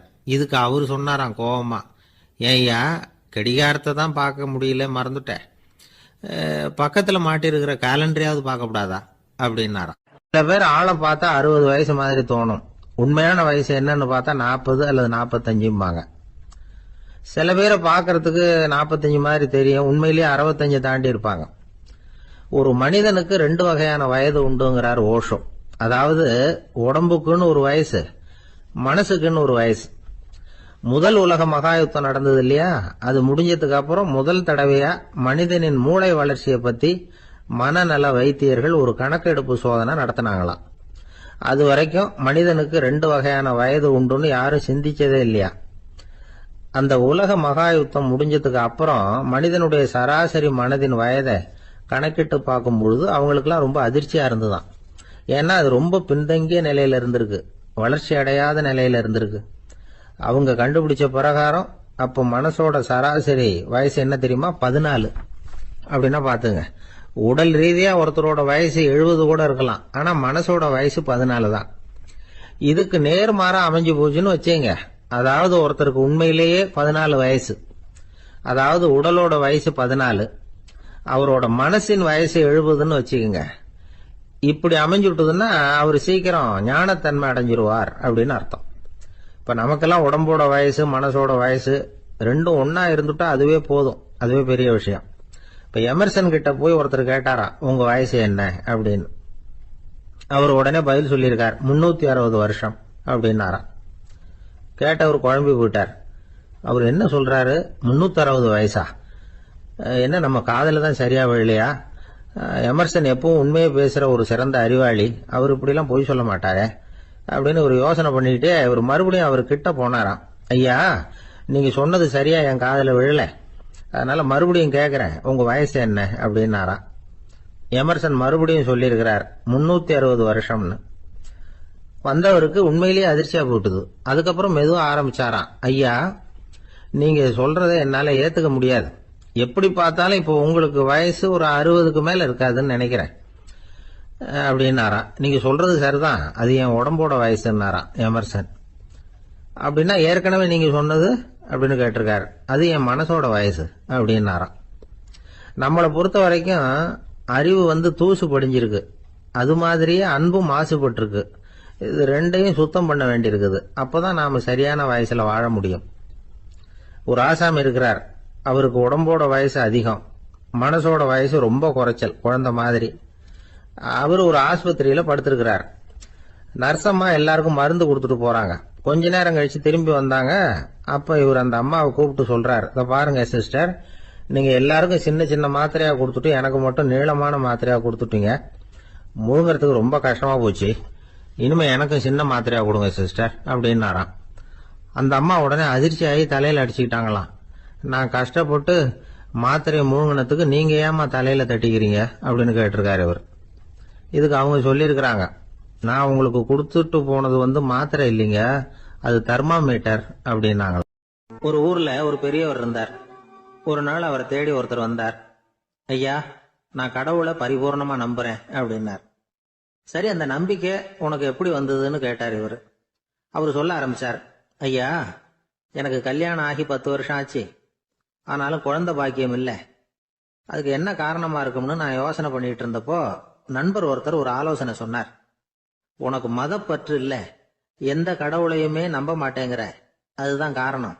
கடவுளை நம்பு, உனக்கு குழந்தை பாக்கியம் கிடைக்கும் அப்படின்னார். அவர் அப்படி சொன்னாரே தவிர எனக்கு சந்தேகம்தான். இருந்தாலும் அவர் சொன்னபடியும் நடந்துதான் பார்ப்போமே அப்படின்னு முடிவு பண்ணேன். கடவுளை நம்ப ஆரம்பிச்சேன். அந்த வருஷமே அழகான ஆண் குழந்தை பிறந்தது. எல்லாம் இறைவன் அருள் அப்படின்னார். இவர் இப்படி சொன்னதை கேட்டதும் அந்த பெரியவர் சொன்னார், நீ சொல்றதெல்லாம் சரிதான், இருந்தாலும் இந்த காலத்துல எந்த ஒரு காரியமா இருந்தாலும் அதை சோதனை செஞ்சு பார்த்துட்டு தான் ஒரு முடிவுக்கு சேர முடியும்.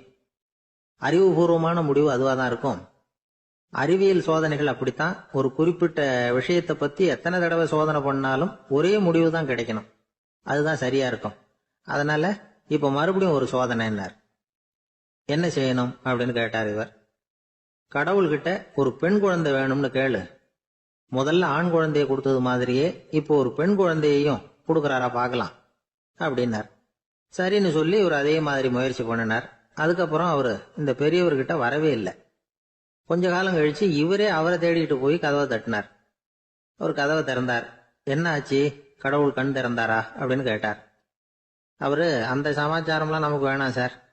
முதல் தடவை அது ஏதோ தற்செயலா ஏற்பட்ட ஒரு சாதகம். இப்ப நீங்க 2வது தடவை சொன்ன பிறகு தினமும் கடவுளை வேண்டிக்கிட்டு தான் இருக்கிறேன், ஒன்னும் நடக்கல அப்படின்னார் ரொம்ப விரக்தியா. ஒரே ஒரு தோல்வியில உங்க நம்பிக்கையெல்லாம் பறந்து போயிடுது பாத்தீங்களா அப்படின்னார் அந்த பெரியவர். எல்லாம் நல்ல விதமா நடக்கிற வரைக்கும் நம்பிக்கை, எதிர்பார்த்தது தோல்வியில முடிஞ்சுட்டுதுன்னா அவநம்பிக்கை. மற்றவர்கள் பேர்ல வைக்கிற நம்பிக்கை எந்த நேரத்திலையும் விவகாரமாகி விடக்கூடிய சாத்தியம் உண்டு. நாம நம்பிக்கை வைக்க வேண்டியது நம்ம கிட்ட தான், நமக்குள்ள இருக்கிறார் கடவுள். எனவே நம்ம பேர்ல நாம வைக்கிற நம்பிக்கை தான் உண்மையான கடவுள் பக்தி. நிபந்தனையற்ற நம்பிக்கையா அது இருக்கணும். எல்லாம் நல்லபடியா நடந்துகிட்டு இருந்தா எந்த முட்டாளுக்கும் நம்பிக்கை வரத்தான் செய்யும் அப்படிங்கிறது ஒரு பெரியவர் கருத்து. தியானத்தின் மூலமா தான் உனக்குள்ள ஆழமா தோண்டுனா உன்னுடைய அடி ஆழத்துல நம்பிக்கை அப்படி ஊற்றெடுக்கும், அதை பார்க்க முடியும் அப்படிங்கிறது பெரியவர்கள் சிந்தனை. ஒரு குழந்தை அப்பாவை பார்த்து என்னப்பா பண்றேன்னு கேட்டுதான். பிரார்த்தனை பண்ணிட்டு இருக்கிறேன்னாராம் அப்பா. பிரார்த்தனை பண்ணுனா என்ன கிடைக்கும் அப்படின்னு கேட்டுதான் குழந்தை. எல்லாம் கிடைக்கும் அப்படின்னாராம் அப்பா. நீ வச்சிருக்கிறிய பேனா அது கூட கிடைக்குமான்னு கேட்டுதான் குழந்தை. ஓ, கிடைக்குமேன்னு இருக்கார். அப்படின்னா அந்த பேனாவை என்கிட்ட கொடுத்துரு, நீ பிரார்த்தனை பண்ணி வேற பேனா வாங்கிக்கோ அப்படின்னு தான் அந்த குழந்தை. ஒரு பெரிய நினைவு மண்டபம், அதுக்கு முன்னாடி ஒரு அப்பாவும் பிள்ளையும் நின்றுட்டு இருக்கிறாங்க. அந்த வழியா போறவங்க வர்றவங்க எல்லாம் அந்த இடத்துல நின்று அது என்ன மண்டபம் அப்படின்னு விசாரிக்க ஆரம்பிச்சாங்க. அந்த அப்பாவும் பிள்ளையும் தான் வர்றவங்களுக்கெல்லாம் விவரம் சொல்லிட்டு இருக்கிறாங்க. அதாவது இந்த இடத்துல ஒரு பெரிய மகான் சமாதி ஆயிருக்கார், அவர் சமாதியான இடத்துல இந்த நினைவு மண்டபத்தை கட்டியிருக்கிறோம் அப்படின்னாங்க. ஊர் பூரா இந்த செய்தி பரவிச்சு. நிறைய பேர் அந்த இடத்தை தேடி வர ஆரம்பிச்சாங்க. இங்க கொஞ்ச நேரம் உட்காந்துட்டு போனா மனசுக்கு ஒரு நிம்மதி கிடைக்குது அப்படின்னாங்க. அங்க இருந்த உண்டியல்ல நிறைய காசு போட்டுட்டு போறாங்க. பணம் கிடுகிடுன்னு நிறைய சேர ஆரம்பிச்சுட்டுது. பணம் நிறைய சேர்ந்த உடனே அந்த அப்பாவுக்கும் பிள்ளைக்கும் தகராறு வந்துட்டுது. பணம் சேர்ந்தாலே சொத்து தகராறு வரத்தானே செய்யும், அது மாதிரி வந்துட்டுது. பையன் அடிக்கடி நிறைய பணம் கேட்க ஆரம்பிச்சான். அப்பா பார்த்தார், யோசனை பண்ணார், ஒரு முடிவுக்கு வந்தார். ஒரு நாள் பையனை கூப்பிட்டார். இதை பாருப்பா, நமக்குள்ள தகராறு வேணாம். அப்பாவும் பிள்ளையும் இப்படி சண்டை போட்டுக்கிட்டா பார்க்குறவங்க தப்பா நினைப்பாங்க. அதனால நமக்குள்ள சமரசமா இதை தீர்த்துக்குவோம், என்ன சொல்ற அப்படின்னார் அப்பா. சரி நான் பையன். உடனே அந்த அப்பா என்ன பண்ணார் தெரியுமா? மகன்கிட்ட கொஞ்சம் பணத்தை கொடுத்தார். தன்கிட்ட இருந்த ஒரு கழுதையையும் கொடுத்தார். இதை வச்சு நீ பொழைச்சிக்கோ அப்படின்னு சொல்லி அனுப்பி வச்சுட்டார். மகன் அந்த கழுதையை இழுத்துக்கிட்டு அடுத்த ஊருக்கு போனான். வழியிலேயே அந்த கழுதை செத்து போச்சு. உடனே என்ன பண்ணலாம்னு யோசனை பண்ணான். ஒரு ஐடியா வந்தது. அந்த கழுதையை ஒரு சாலை ஓரமாக புதைச்சான். கையில் இருந்த பணத்தை வச்சு அந்த இடத்துல ஒரு கல் மண்டபம் கட்டினான். அந்த வழியாக 2 பேர் வந்தாங்க. இது என்ன மண்டபம்னு விசாரிச்சாங்க. இந்த இடத்துல ஒரு பெரிய மகான் சமாதி ஆயிருக்கிறார் அப்படின்னா. இந்த செய்தி ஊர் பூரா பரவ ஆரம்பிச்சுட்டுது. நிறைய பேர் வந்து போக ஆரம்பிச்சாங்க. இங்கே வந்தால் மனசுக்கு ஒரு பெரிய நிம்மதி கிடைக்குது அப்படின்னு வேற சொல்ல ஆரம்பிச்சாங்க. வர வர கூட்டம் அதிகமாக வர ஆரம்பிச்சுட்டுது. உண்டியலில் பணம் நிறைய சேர்ந்துட்டுது. நகையெல்லாம் கூட கழட்டி காணிக்கையா போட ஆரம்பிச்சுட்டாங்க. அப்பாவை விட மகன் பெரிய ஆளாயிட்டான். இதை கேள்விப்பட்டார் அப்பா. பையனை பார்த்துட்டு வரலாம்னு ஒரு நாள் புறப்பட்டு வந்தார். பையன் ஓஹோன்னு இருக்கிறான். பங்களா, காரு எல்லாம் வந்துட்டுது. எப்படிடா இந்த அளவுக்கு ஆனே அப்படின்னு விசாரிச்சார். அப்பா, எல்லாம் உங்கள் ஆசீர்வாதம் தான். நீங்கள் கொடுத்த மூலதனத்தை வச்சு தான் இவ்வளவும் சம்பாதிச்சேன் அப்படின்னு நான் பையன். அது எப்படிறான்னு விசாரிச்சார். அப்பா, நீங்கள் ஒரு கழுதை குட்டியும் கொஞ்சம் பணமும் என்கிட்ட கொடுத்து அனுப்பி வச்சிங்க. அதை எடுத்துக்கிட்டு வந்தேன். வர்ற வழியில் அந்த கழுதை செத்து போச்சு. உடனே யோசனை பண்ணேன். அந்த கழுதையை இந்த இடத்துல புதைச்சேன். கையில் இருந்த பணத்தை வச்சு மண்டபம் கட்டினேன். மகான் ஒருத்தர் சமாதி ஆயிருக்கார் அப்படின்னு வதந்தியை கிளப்பி விட்டேன். ஜனங்கள்லாம் ஏமாந்து போய் காசை கொண்டாந்து போட ஆரம்பிச்சிட்டாங்க. நான் பொழைச்சிக்கிட்டு இருக்கிறேன் அப்படின்னா. இப்போதான்டா நீ என் புள்ள அப்படின்னு சொல்லி சந்தோஷப்பட்டாரான் அந்த அப்பா. ஏன் அப்படி சொல்றீங்கன்னு கேட்டிருக்கான் பையன். கழுத குட்டியை புதைச்சி மண்டபம் கட்டியிருக்கிற நீ, ஏற்கனவே நம்ம ஊரில் நாம கட்டியிருக்கிறோமே மண்டபம், அது இந்த கழுதையோட அம்மாவை புதைச்ச இடம். மகான் சமாதி ஆயிருக்காருன்னு நானும் சும்மா கப்ஸா தான் விட்டுக்கிட்டு இருக்கேன் அப்படின்னாரான் அப்பா. முட்டாள் ஜனங்களை நினைச்சு அந்த 2 பேரும் சத்தம் போட்டு சிரிச்சாங்களாம். மனுஷன் ஏமாத்துறது ரொம்ப சுலபம். என் கூட படிச்ச ஒருத்தன் திடீர்னு ஒரு நாள் எல்லாருக்கும் அருள் வாக்கு சொல்ல ஆரம்பிச்சுட்டான். அவன் ஒரு ஆபீஸ்லயும் வேலை பார்க்கறான். ஆபீஸ்ல உள்ளவங்கெல்லாம் அவங்ககிட்ட வந்து அருள் வாக்கு கேட்கறது வழக்கம். ஒரு நாள் நான் அவன் முன்னாடி போய் உட்காந்து பேசிக்கிட்டு இருந்தேன். அப்போ அதே ஆபீஸ்ல வேலை பார்க்குற ஒருத்தர் அவங்ககிட்ட வந்து, சுவாமி, என் மேஜையில் வச்சிருந்த பேனா திடீர்னு காணாமல் போட்டுது, அது திரும்ப கிடைக்குமா எனக்கு அப்படின்னு கேட்டார். இவன் கண்ணை உருட்டி பார்த்துட்டு, அது உனக்கு கிடைக்காது, புதுசாக வேற ஒன்று வாங்கிக்கப்போ அப்படின்னா. சரின்னு அவர் போயிட்டார். அவர் போனதுக்கு அப்புறம் நான் மெதுவாக இவனை பார்த்து, அது எப்படிறாது, அது உனக்கு கிடைக்காதுன்னு அவ்வளோ உறுதியாக அவர்கிட்ட சொன்னேன் அப்படின்னு கேட்டேன். இவன் மெதுவாக என் காதுகிட்ட வந்து, அந்த பேனாவை கிளப்புனதே நான் தான் அப்படிங்கிறான். ஒரு ஊர்ல ஒரு ஆள் இருந்தான். தையல் கடை வச்சிருந்தான். அவங்கிட்ட ஒருத்தன் ஒரு சட்டை துணி எடுத்து கொடுத்து தைக்க சொல்லியிருந்தான். வர்ற சனிக்கிழமை வா, வந்து வாங்கிட்டு போ அப்படின்னு அவன் சொல்லியிருந்தான். அதே மாதிரி இவன் வந்தான். அவன் தச்சு வச்சிருந்த சட்டையை கொடுத்தான். இவன் வாங்கி அங்கேயே போட்டு பார்த்தான். கை நீளம் ஒண்ணுக்கு ஒண்ணு வித்தியாசமா இருந்தது. வலது கை இடது பக்கத்தை விட நீளம் குறைச்சலா இருந்தது. அவன் முணுமுணுக்க ஆரம்பிச்சுட்டான். என்ன இது இப்படி தைச்சுட்டியேன்னு. இதுக்கு அவன் சொன்னான், ஐயோ, இதுக்காகவா சங்கடப்படுறீங்க? வலது கையை மட்டும் கொஞ்சம் உள்ள இழுத்தாப்புல வச்சுக்கிட்டீங்கன்னா சரியா போகுது. மற்றபடி அந்த சட்டையில உள்ள கலை அம்சத்தை கவனிங்க. எவ்வளவு அற்புதமா தைச்சிருக்கேன் பாருங்க. ஒரு சின்ன குறைய இப்படி எல்லாம் பொருட்படுத்த வேண்டியதில்லை. நான் சொன்னது மாதிரி கையை கொஞ்சம் உள்ள இழுத்தது மாதிரி வச்சுக்கிட்டு நடந்து போங்க, ஜோரா இருக்கும் அப்படின்னா. அவனும் யோசிச்சு பார்த்தான். சரியான யோசனையா தான் தோணுச்சு. கொஞ்சம் முயற்சி பண்ணி வலது கையை கொஞ்சம் உள்ள இழுத்து சட்டை சரியா இருக்கிறது மாதிரி பண்ணிட்டான். இப்போ மறுபடியும் ஒரு பிரச்சனை. வலது கையை உள்ள இழுத்த மாதிரி அப்படியே வச்சுக்கிட்டதும் முதுகு பக்கம் கொஞ்சம் துணி தளர்த்தியா தொங்குறது மாதிரி தெரிஞ்சது. என்ன இது, முதுகு பக்கம் துணி குவிஞ்சுட்டுதே, தொங்குதே அப்படின்னா மறுபடியும், அடடா, இதுக்காகவா கவலைப்படுறீங்க? உடம்ப அதுக்கு தகுந்த மாதிரி கொஞ்சம் வளைச்சிக்கிட்டா சரியா போடுது. இதுக்காக அந்த அழகான தையலை பிரிச்சு அதுல உள்ள கலை அம்சத்தை கெடுக்கிறதுக்கு என் மனசு இடம் தரல. எவ்வளவுக்கு தளர்த்தியா இருக்கோ அவ்வளவுக்கு கொஞ்சம் உடம்ப வளைச்சி அப்படி குனிஞ்சது மாதிரி போங்க போதும் அப்படின்னா. அதுவும் நல்ல யோசனையா தான் பட்டுது இவனுக்கு. சரின்னு சொல்லிவிட்டு புறப்பட்டான். தெருவில் இறங்கினான். கையை கொஞ்சம் உள்ள இழுத்தான். உடம்ப கொஞ்சம் முன்னால வளைச்சான். சட்டைக்கு தகுந்த மாதிரி உடம்ப பண்ணிட்டான். மெதுவா நடந்து போறான். இப்போ எதிரில் இன்னொருத்தன் வரான். இவனை பாக்குறான். இவன் போட்டிருக்கிற சட்டையை பாக்குறான். ஆஹா அற்புதம்ங்கிறான். சும்மா சொல்லக்கூடாது, ரொம்ப நல்லா இருக்கு. நிச்சயமா இது இந்த ஊர் மேல தெருவில் இருக்கிற ஒருத்தன் இருக்கானே, அவன் தச்சதா தான் இருக்கணும் அப்படின்னா. இதை கேட்டதும் அவனுக்கு ஆச்சரியம். எப்படி அவ்வளவு கரெக்டா கண்டுபிடிச்சிங்க அப்படின்னு கேட்டிருக்கான். இதுக்கு அந்த வழிபோகன்னு சொன்னானா, அவன் ரொம்ப கெட்டிக்காரன். உங்களை மாதிரி உடம்பும் கையும் வளைஞ்சு போன ஒரு ஆசாமிக்கு அவனை தவிர வேற யாராலேயும் இவ்வளவு பொருத்தமான ஒரு சட்டையை தைக்க முடியாது அப்படின்னானா. பாருங்க, அவனுக்காக இவன் அனுசரிக்க போய் இவனோட நிலைமை எப்படி ஆயிடுது பாருங்க.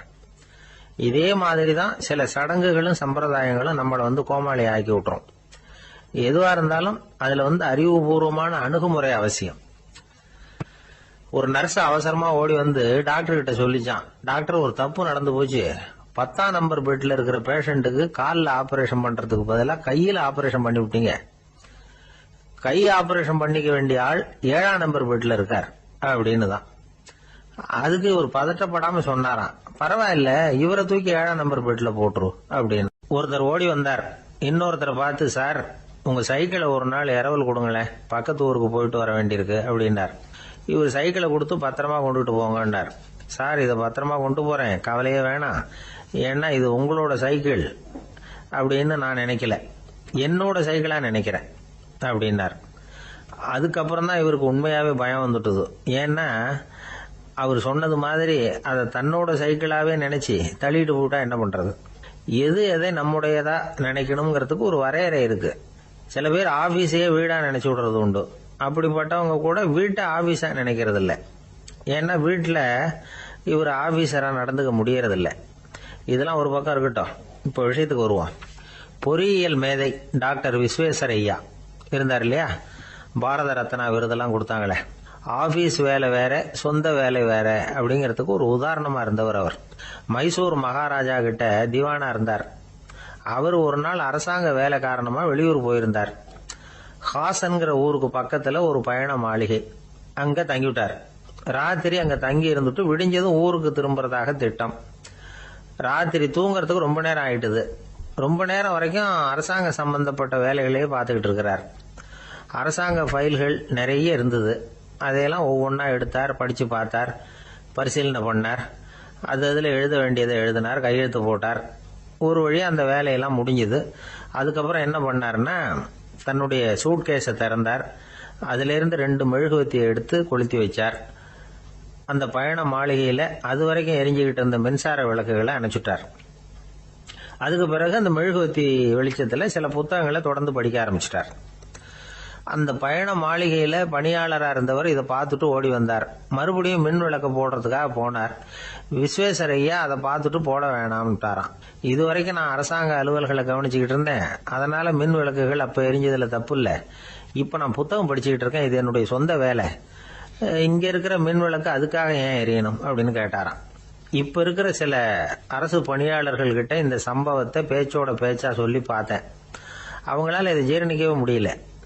நேர்மை தேவைதான் சார், அதுக்காக அவ்வளவு தூரத்துக்கு அது தேவையா அப்படிங்கிறாங்க.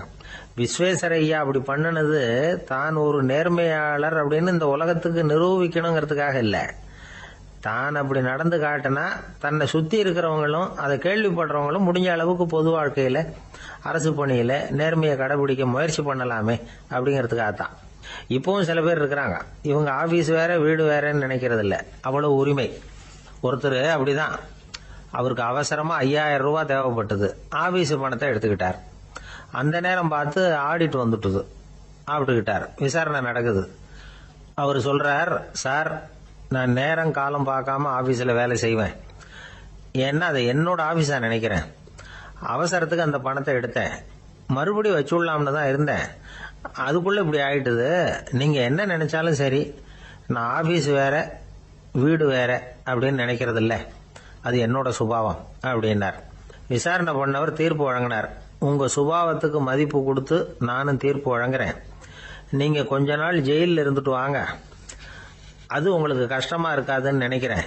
ஏன்னா அங்க போனாலும் நீங்க உங்க சுபாவப்படி வீடு வேற ஜெயில் வேறன்னு நினைக்க மாட்டீங்க அப்படின்னா. சில பேரை இப்படி சொல்றது உண்டு. அடுத்தவங்களை அனுசரித்து நடந்துக்க தெரியல, அவன் என்ன சார் மனுஷன் அப்படிம்பாங்க. சக மனிதர்களோட எப்படி பழகிறது அப்படின்னு தெரியாததுனாலேயே பல பேர் இன்னைக்கு சங்கடப்பட்டுக்கிட்டு இருக்கிறாங்க. வசதி வாய்ப்பெல்லாம் சரியா இருக்கும், ஆனால் வாழ்க்கை சரியா இருக்காது. இன்னொருத்தர்கிட்ட எப்படி பேசுறது பழகிறதுங்கிறது தெரியாததுனால தான் இந்த அவஸ்தை. சரி, இந்த அவஸ்தை இல்லாமல் வாழறது எப்படி? இதுக்கு அனுபவசாலிகள் சில வழிமுறைகளை சொல்றாங்க. அதெல்லாம் என்னென்னங்கிறத இப்போ தெரிஞ்சுக்குவோம். முதல்ல நம்ம நாக்கு நம்ம கண்ட்ரோலில் இருக்கணும். வார்த்தைகளை கொட்டிவிட்டு அதுக்கப்புறம் அள்ள முடியாமல் கடந்து கஷ்டப்படக்கூடாது. எப்படி பேசுகிறோங்கிறதும் முக்கியம், பேசுகிறப்ப எப்படி முகத்தை வச்சிருக்கிறோங்கிறதும் முக்கியம். அன்பாக பேசினாலும் நல்லா இருக்கும். அப்படி பேசுகிறப்ப ஆதரவாக அவர் தோள் மேலே ஒரு கையை போட்டுக்கிட்டு பேசினா இன்னமும் நல்லா இருக்கும். ரெண்டாவது விஷயம், இன்னொருத்தர்கிட்ட பேசுகிறப்ப வாக்குறுதிகளை அள்ளி வீசக்கூடாது. கொடுக்குற வாக்குறுதி குறைச்சலாக இருக்கணும். அப்படி கொடுத்த வாக்குறுதியை கண்டிப்பாக நிறைவேற்றணும். நாம் ஒருத்தரை பாராட்டுறோம் அல்லது அவரை பற்றி அபிப்பிராயம் சொல்கிறோம்னா அது ஆக்கப்பூர்வமாக இருக்கணும். நம்ம பாராட்டு அல்லது விமர்சனம் அடுத்தவருடைய முன்னேற்றத்துக்கு உதவுறது மாதிரி இருக்கணும். நாம் சொல்கிறத கேட்டுட்டு அவன் தலையில் கையை வச்சுட்டு உட்காந்துடக்கூடாது. எப்பவும் உற்சாகமாக இருக்கணும், முகம் அலர்ச்சியாக இருக்கணும். மனுஷன் இருந்தால் வருத்தம், கவலை, ஏமாற்றம் எல்லாம் இருக்க தான் செய்யும். அதெல்லாம் மனசில் இருக்கட்டும். அந்த வருத்தமும் கவலையும் ஏமாற்றமும் சேர்ந்துக்கிட்டு நம்ம முகத்தில் இருக்கிற மலர்ச்சியை மூடி மறைக்கிறதுக்கு நாம் இடம் கொடுத்துடக்கூடாது. எந்த விஷயத்தை பற்றி யாருக்கிட்ட பேசினாலும் வெளிப்படையாக பேசணும், திறந்த மனசோட பேசணும். மூடி மறைச்சி முன்னு மூழ்கிக்கிட்டு இருக்கக்கூடாது. இன்னொருத்தர்கிட்ட பேசுகிறப்போ விவாதம் பண்ணுங்க, அது தப்பு இல்லை. ஆனால் வாதாடிக்கிட்டு இருக்கக்கூடாது. அதாவது என்ன சொல்கிறாங்கன்னா, டிஸ்கஸ் பண்ணலாம், ஆர்கியூ பண்ணக்கூடாதான். நம்மக்கிட்ட இருக்கிற நல்ல குணங்களை நாம் எடுத்து சொல்லிகிட்டு இருக்கக்கூடாது. அந்த நல்ல குணங்களே நம்மளை பற்றி எடுத்து சொல்லணும், அது மாதிரி நடந்துக்கணும். அதே மாதிரி அடுத்தவங்க கிட்ட உள்ள கெட்ட குணங்களை பற்றி அவசியம் இல்லாமல் நாம் பேச வேண்டியதில்லை. உங்களை பற்றி யாராவது தப்பாக பேசுகிறாங்களா, அப்படி அவங்க பேசுகிறதுல உண்மை இல்லையா அப்படின்னா அதை நீங்கள் பொருட்படுத்த வேண்டியதில்லை, விட்டுடலாம். அது தானாக போயிடும். ஒரு 4-5 பேரோட பேசிக்கிட்டு இருந்தீங்கன்னா எல்லாருக்கும் முக்கியத்துவம் கொடுங்க, யாரையும் அலட்சியப்படுத்தாதீங்க. தமாஷா பேசலாம், ஆனால் அவங்க தமாஷ் அடுத்தவங்களை கேலி பண்ணுறதா இருக்கக்கூடாது. நமக்கு கிடைக்க வேண்டியது கிடைக்கலையே அப்படிங்கிற தவிப்பு நம்மகிட்ட இருக்கக்கூடாது, அது தேவையில்லை. உங்கள் செயல்பாடுகள் தெளிவாக இருக்கட்டும், பாராட்டு தானாக அவங்கள தேடிட்டு வரும். இன்னொரு மனுஷனுடைய மனசில் கௌரவமான ஒரு இடத்த பிடிக்கணும்னா நாம் இந்த குணத்தையெல்லாம் நம்மகிட்ட வளர்த்துக்கணும். இதெல்லாம் அனுபவசாலிகள் சொல்லியிருக்கிற குறிப்புகள். இந்த குறிப்புகளை சரியாக புரிஞ்சுக்கணும், அது முக்கியம். தப்பாக புரிஞ்சுக்கிட்டா என்ன ஆகும் தெரியுமா? இதை கேளுங்க. ஒருத்தர் வந்தார், சார் அடுத்தவங்க தோள் மேலே கையை போட்டுக்கிட்டு அன்பாக பேசணும்னு சொன்னீங்க, அப்படி தான் பேசினேன். அவர் முதுகை கூட தட்டி கொடுத்தேன், என் வேலை போயிட்டுது சார், வீட்டுக்கு அனுப்பிச்சிட்டாங்க அப்படின்னார். யாருக்கிட்ட அப்படி பேசுனீங்கன்னு கேட்டோம். என் முதலாளிகிட்ட சார் அப்படிங்கிறார் ரொம்ப சோகமா. ஒரு சிகை அலங்கார கூடம், ரொம்ப சுறுசுறுப்பாக எல்லாரும் வேலை செஞ்சுக்கிட்டு இருக்கிறாங்க. முடிவெட்டிக்க வந்திருக்கிறவங்க நிறைய பேர், எல்லாரும் வரிசையாக உட்காந்துருக்கிறாங்க. அந்த சமயத்தில் திடீர்னு கதவை திறந்துக்கிட்டு ஒருத்தர் உள்ளே வர்றார். அவர் ஒரு பெரிய மனிதர், அவரும் முடிவெட்டிக்கிறதுக்காக தான் உள்ளே வந்திருக்கிறார். அவரை பார்த்த உடனே அங்கே வரிசையில் உட்காந்துருந்தவங்க எல்லாரும் எழுந்திரிச்சு அவர்கிட்ட வந்துட்டாங்க. அவரை சுற்றி நின்றுட்டாங்க. எப்படி இருக்கிறீங்க, நல்லா இருக்கீங்களா அப்படின்னு விசாரிக்க ஆரம்பிச்சுட்டாங்க. எல்லாம் முடிஞ்சதும் வந்தவர் கேட்டார், வரிசையில் கடைசியாக இருக்கிறவர் யார் அப்படின்னு கேட்டார். ஏன்னு கேட்டாங்க. நான் அதுக்கு அடுத்தபடியாக உட்காரணும், அதுக்காக தான் கேட்குறேன் அப்படின்னார். உடனே அங்கே இருந்தவங்கெல்லாம் என்ன சொன்னாங்க தெரியுமா? நீங்கள் வரிசையில் காத்திருக்கக்கூடாது, நீங்கள் அரசாங்கத்தின் தலைவர், உங்களுக்கு நேரம் முக்கியம், அதனால் நீங்கள் முன்னாடி போங்க அப்படின்னு சொன்னாங்க. ஆனால் அதை அவர் கேட்கல. தோழர்களே, உங்களுடைய கருத்துக்கு ரொம்ப நன்றி. எல்லாரும் வரிசையாக தான் வரணும், அதுதான் முறை. வரிசையில் வரணுங்கிற நடைமுறையை நானும் பின்பற்ற விரும்புகிறேன். நாம் எல்லாரும் சமமானவர்கள் அப்படின்னார். இப்படி சொல்லிவிட்டு வரிசையில் கடைசியாக இருந்த ஒரு நாற்காலியில் போய் உட்காந்துக்கிட்டார். தன் சட்டை பையில் இருந்த ஒரு செய்தித்தாளை எடுத்தார், படிக்க ஆரம்பிச்சிட்டார். ஆனால் அங்கே இருந்தவங்களால இதை பார்த்துக்கிட்டு சும்மா இருக்க முடியல. ஒருத்தர் எழுந்திரிச்சு வந்தார். ஐயா, இப்போ என்னுடைய முறை வந்திருக்குது, நான் தான் போக வேண்டிய முறை. உங்களை இங்கே காத்திருக்க வைக்கிறத விட ஒரு 5 ஆண்டுகளுக்கு கூட நான் முடிவெட்டிக்காமே இருந்துட முடியும் அப்படின்னார். அவர் மறுபடியும் சொன்னார், ஐயா, நீங்கள் வரிசை முறையை தாண்டி போக விருப்பப்படல, சரி, ஆனால் என்னுடைய முறையை மாற்றி கொடுக்கறதுக்கு எனக்கு முழு உரிமை இருக்குது. இதுக்கு பதிலாக உங்களுடைய கடைசி இடத்த நான் எடுத்துக்கிறேன், இதை நீங்கள் மறுக்க முடியாதுன்னார். அங்கே இருந்த மற்றவங்களும் இதை ஒரு மனசாக வற்புறுத்த ஆரம்பிச்சிட்டாங்க. அந்த பெரிய மனிதர் பார்த்தார், சரின்னு கடைசியா ஒத்துக்கிட்டார். அவர் யார் தெரியுமா? அவர் தான் மாவீரர் லெனின். ரஷ்யாவில் கிரெம்ளின் சிகை அலங்கார கூடத்தில் தான் இது நடந்தது. எல்லாரும் இந்நாட்டு மன்னர்கள்னு வாயளவில் பேசுறதுல என்ன பிரயோஜனம்? நாம எல்லாரும் சமம்ங்கிறத நடைமுறையில் கடைபிடிச்சு காட்டினவங்க கொஞ்சம் பேர் தான். அவங்கள ஒருத்தர் தான் லெனின். வரிசையில் நின்று வர்றதுங்கிறது ஒரு சிறந்த பண்பு, உயர்ந்த பண்பு. இன்னைக்கு பல இடங்கள்ல அது நமக்கு தேவைப்படுது. ஒரு ரேஷன் கடைவாசல், கடை திறக்கிறதுக்கு முன்னாடியே எல்லாரும் வந்து வரிசையில் நின்றுட்டாங்க. கடைசியா வந்த ஒருத்தர் கியூவில் முன்னாடி போறதுக்கு முயற்சி பண்றார். ஏற்கனவே நின்றுட்டு இருக்கிறவங்க அவரை முன்னாடி போறதுக்கு விட மாட்டேங்கிறாங்க. கடைசியா போய் நில்லையா அப்படின்னு எல்லாரும் கத்துறாங்க. அது அவர் காதுல வாங்கல. முண்டி அடிச்சுக்கிட்டு முன்னாடி போறதுக்கே முயற்சி பண்ணிட்டு இருக்கிறார். எல்லாரும் சேர்ந்து அவரை வலுக்கட்டாயமா இழுத்து கொண்டாந்து பின்னாடி கொண்டு போய் நிறுத்திவிட்டாங்க. நிறுத்திவிட்டு சொன்னாங்க, இதை பாருப்பா, நாங்க இருக்கிற வரைக்கும் நீங்க முன்னாடி போய் எதையும் வாங்க முடியாது, தெரிஞ்சுக்கோ அப்படின்னாங்க. இப்போ அந்த ஆள் சொன்னாராம், நான் இங்க பின்னாடி நிக்கிற வரைக்கும் நீங்களும் எதுவும் வாங்க முடியாது அப்படின்னாராம். ஏன்னு கேட்டிருக்கிறாங்க. நான் தான் அந்த கடையை திறக்க வேண்டிய ஆள் அப்படின்னா. அங்க நபிகள் நாயகம் உட்கார்ந்துருக்கிறார். அந்த சமயம் அம்மா அங்க வர்றாங்க. அவங்க கையில திராட்சை பழ கொத்து, அதை கொண்டுகிட்டு வந்து நபிகள் கிட்ட கொடுக்குறாங்க. சாப்பிடுங்க அப்படின்னு சொல்லி ரொம்ப அன்பா வேண்டிக்கிறாங்க. நபிகள் நாயகமும் ரொம்ப பிரியமா அதை வாங்கிக்கிட்டார். அதுக்கப்புறம் அதை சாப்பிட ஆரம்பிச்சார். நபிகள் நாயகம் மதீனாவில் தங்கியிருந்தப்போ இது மாதிரி நிறைய பேர் பழங்களையும் தின்பண்டங்களையும் கொண்டுகிட்டு வந்து கொடுக்கறது வழக்கம். நபிகள் நாயகம் என்ன பண்ணுவார்னா அதெல்லாம் வாங்குவார். உடனே பக்கத்தில் இருக்கிற தோழர்கள் எல்லாருக்கும் பகிர்ந்து கொடுப்பார், தானும் சாப்பிடுவார். இதுதான் எப்போதும் வழக்கம். ஆனால் இந்த தடவை என்னாச்சு தெரியுமா? அவர் அப்படி பண்ணல. ஒவ்வொரு பழமா எடுத்து தானே சாப்பிட்டுக்கிட்டு இருக்கிறார். அவர் விருப்பமா சாப்பிடுகிற காட்சியை ஆசை தீர பார்த்துக்கிட்டு இருந்தாங்க அந்த வயசான அம்மா, அந்த பழத்தை கொடுத்தவங்க. அவங்களுக்கு ரொம்ப மகிழ்ச்சியா இருந்தது, மன நிறைவா இருந்தது. நாம ஆசையா கொண்டுகிட்டு வந்து கொடுக்குற பழத்தை நபிகள் நாயகம் இவ்வளவு பிரியமா சாப்பிடுறாரே அப்படின்னு நினைச்சு ரொம்ப சந்தோஷப்பட்டாங்க. அதுக்கப்புறம் அங்கிருந்து அவங்க புறப்பட்டு போயிட்டாங்க. அந்த அம்மா போனதுக்கு அப்புறம் பக்கத்துல இருந்த தோழர்கள் பேச ஆரம்பிச்சாங்க. ஏன்னா அவங்களுக்கு சந்தேகம், இன்னைக்கு வித்தியாசமா நடந்துகிட்டாரே அப்படின்னு. அண்ணலே, எது உங்களுக்கு வந்தாலும் எங்க எல்லாருக்கும் கொடுத்துட்டு தான் நீங்க சாப்பிடுவீங்க. இன்னைக்கு மட்டும் நீங்க அப்படி செய்யலையே, எல்லா பழத்தையும் நீங்களே சாப்பிட்டீங்களே, அதுக்கு என்ன காரணம் அப்படின்னு கேட்டாங்க. இப்படி கேட்கறதுனால நாயகம் அதை தப்பா புரிஞ்சுக்க மாட்டார் அப்படிங்கறது அவங்களுக்கு தெரியும். யாரும் எதையும் அவர்கிட்ட கேட்கலாம், அப்படி கேட்கறதுக்கு உரிமை உண்டு. இந்த ஜனநாயக முறைகளுக்கு அவர்கள் கொடுத்த மரியாதை இது. தோழர்களின் கேள்விக்கு நபிகள் பதில் சொல்ல ஆரம்பிச்சார். நண்பர்களே, அந்த அம்மா ரொம்ப பிரியமா அந்த பழங்களை என்கிட்ட கொண்டுகிட்டு வந்து கொடுத்தாங்க. முதல்ல ஒரு பழத்தை எடுத்து வாயில போட்டு பார்த்தேன். அது ரொம்ப புளிப்பா இருந்தது, சாப்பிடுறது ரொம்ப கஷ்டம். உங்ககிட்ட யாருக்காவது அதை கொடுத்திருந்தா அதுல வாயில போட்டதும் புளிப்பு தாங்காம முகம் சுழிச்சிருப்பீங்க. அதை அந்த அம்மா பார்த்துட்டாங்கன்னா வருத்தப்பட்டிருப்பாங்க. ஆசையா கொண்டுகிட்டு வந்து நமக்கு கொடுத்துருக்குறாங்க. அவங்க அன்பான மனசை நோகடிக்கிறதுக்கு நான் விருப்பப்படல. அதனால முகம் சுளிக்காம சாப்பிடணுமேங்கிறதுக்காகத்தான் அந்த பழங்கள் பூராவே நானே சாப்பிட்டுட்டேன் அப்படின்னு புன்முறுவலோட பதில் சொன்னாராம் நபிகள் நாயகம். இன்னொருத்தர் மனசு புண்படக்கூடாதுங்கிறதுக்காக புளிப்பையும் இனிப்பா ஏற்றுக்கொள்ளுகிற பண்பாடு இருக்கு பாருங்க, அது ஒரு பெரிய நாகரிகம். அது எல்லாருக்கும் சுலபமா வந்துடாது.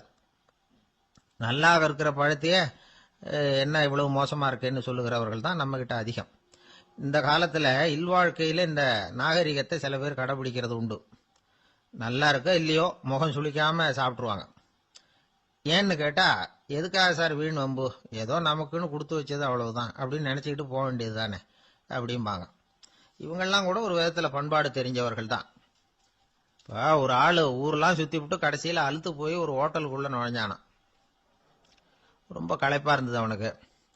அதனால ரொம்ப களைப்படைஞ்சு போய் ஒரு நாற்காலியில போய் உட்காந்துருக்கிறான்.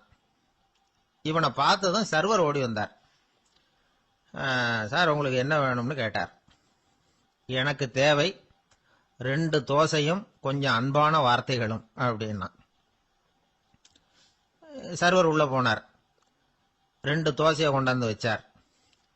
அன்பான வார்த்தை கேட்டனே அப்படின்னா இவன்.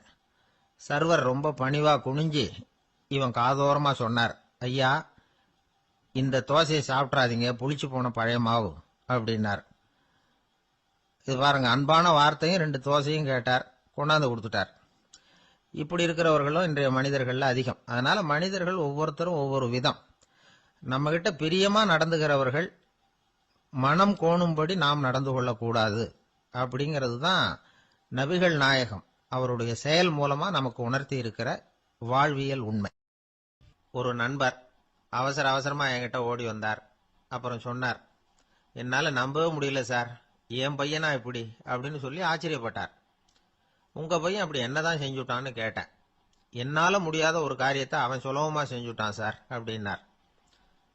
அது என்ன, உங்களால முடியாத காரியத்தை அவன் செஞ்சுட்டாங்கிறீங்க, அது என்ன காரியம்னு தான் சொல்லுங்களேன். என்ன, 5ஆம் வகுப்புல அவன் ஒரே தடவையில் பாஸ் ஆயிட்டான் சார், அதாவது ஒரே அட்டம்ப்ட்ல பாஸ் ஆயிருக்கிறான் அப்படின்னார். மூச்சு வாங்க. கஷ்டப்பட்டு பரீட்சை எழுதினவன் அவன், இவருக்கு மூச்சு வாங்குது. நம்மால செய்ய முடியாத ஒரு காரியத்தை இன்னொருத்தர் செய்யும் போது அது நமக்கு ஆச்சரியமா தெரியுது. இப்ப சர்க்கஸ் பாக்குறோம், அங்க ஒருத்தர் அந்தரத்துல தொங்குறார், அதை பாக்குறப்போ அது நமக்கு ஆச்சரியமா தெரியுது. ஏன்னா அது மாதிரி அந்தரத்துல தொங்குறதுங்கிறது நம்மால முடியாத காரியம். நம்மால முடியாத ஒன்ன அடுத்த ஒருத்தர் ரொம்ப சுலபமா செய்யறப்போ நாம மருள்வது இயற்கை. இதைத்தான் தொல்காப்பியம் மருட்கை அப்படின்னு சொல்லுது. இந்த வியப்பு இருக்குதே, இது 4 வகையில ஏற்படுதான். அதையும் தொல்காப்பியம் தான் சொல்லுது. அது என்ன 4 வகை அப்படின்னா, முதல் வகை எப்படின்னா புதுமையான அரிய செயல்களை செய்வது. 2வது வகை என்னன்னா பெரிய செயல்களை செய்யறது. 3வது வகை எப்படின்னா மிக நுட்பமான செயல்களை செய்யறது. 4வது வகை ஆக்கம் தரும் செயல்களை செய்யறது. புதுமை, பெருமை, சிறுமை, ஆக்கமோடு மதினம் சாலா மருட்கை 4 அப்படிங்கிறது தொல்காப்பியம். இன்னைக்கு விஞ்ஞானம் புதுசு புதுசா எதையோ கண்டுபிடிச்சுக்கிட்டு இருக்குது. அந்த கண்டுபிடிப்புகளை எல்லாம் பாக்குறப்போ ஆரம்பத்துல ஆச்சரியமா இருக்கு, அதுக்கப்புறம் நமக்கு பழகி போடுது. இப்போ வானொலி பெட்டி புதுசா வந்தப்போ அதை சுற்றி எவ்வளவு கும்பல், ஒரு பெட்டி பேசுது அப்படிங்கிறது எவ்வளவு வியப்புக்குரிய விஷயம். இப்ப யாரும் வானொலி பெட்டியை ரொம்ப ஆச்சரியத்தோட பாக்குறது இல்ல.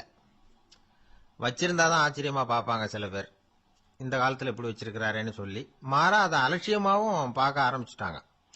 மதினம் சாலா மருட்கை அப்படின்னு ஒரு சொற்றொடர் வருது பாருங்க, அதுல கருத்தாழம் உண்டு. எதை பத்தியும் போதுமான அளவு புரிஞ்சிக்காதப்போ ஒருத்தர் ஆச்சரியப்படுறார், புரிஞ்சுகிட்டதுக்கு அப்புறம் ஆச்சரியம் மறைஞ்சு போடுது.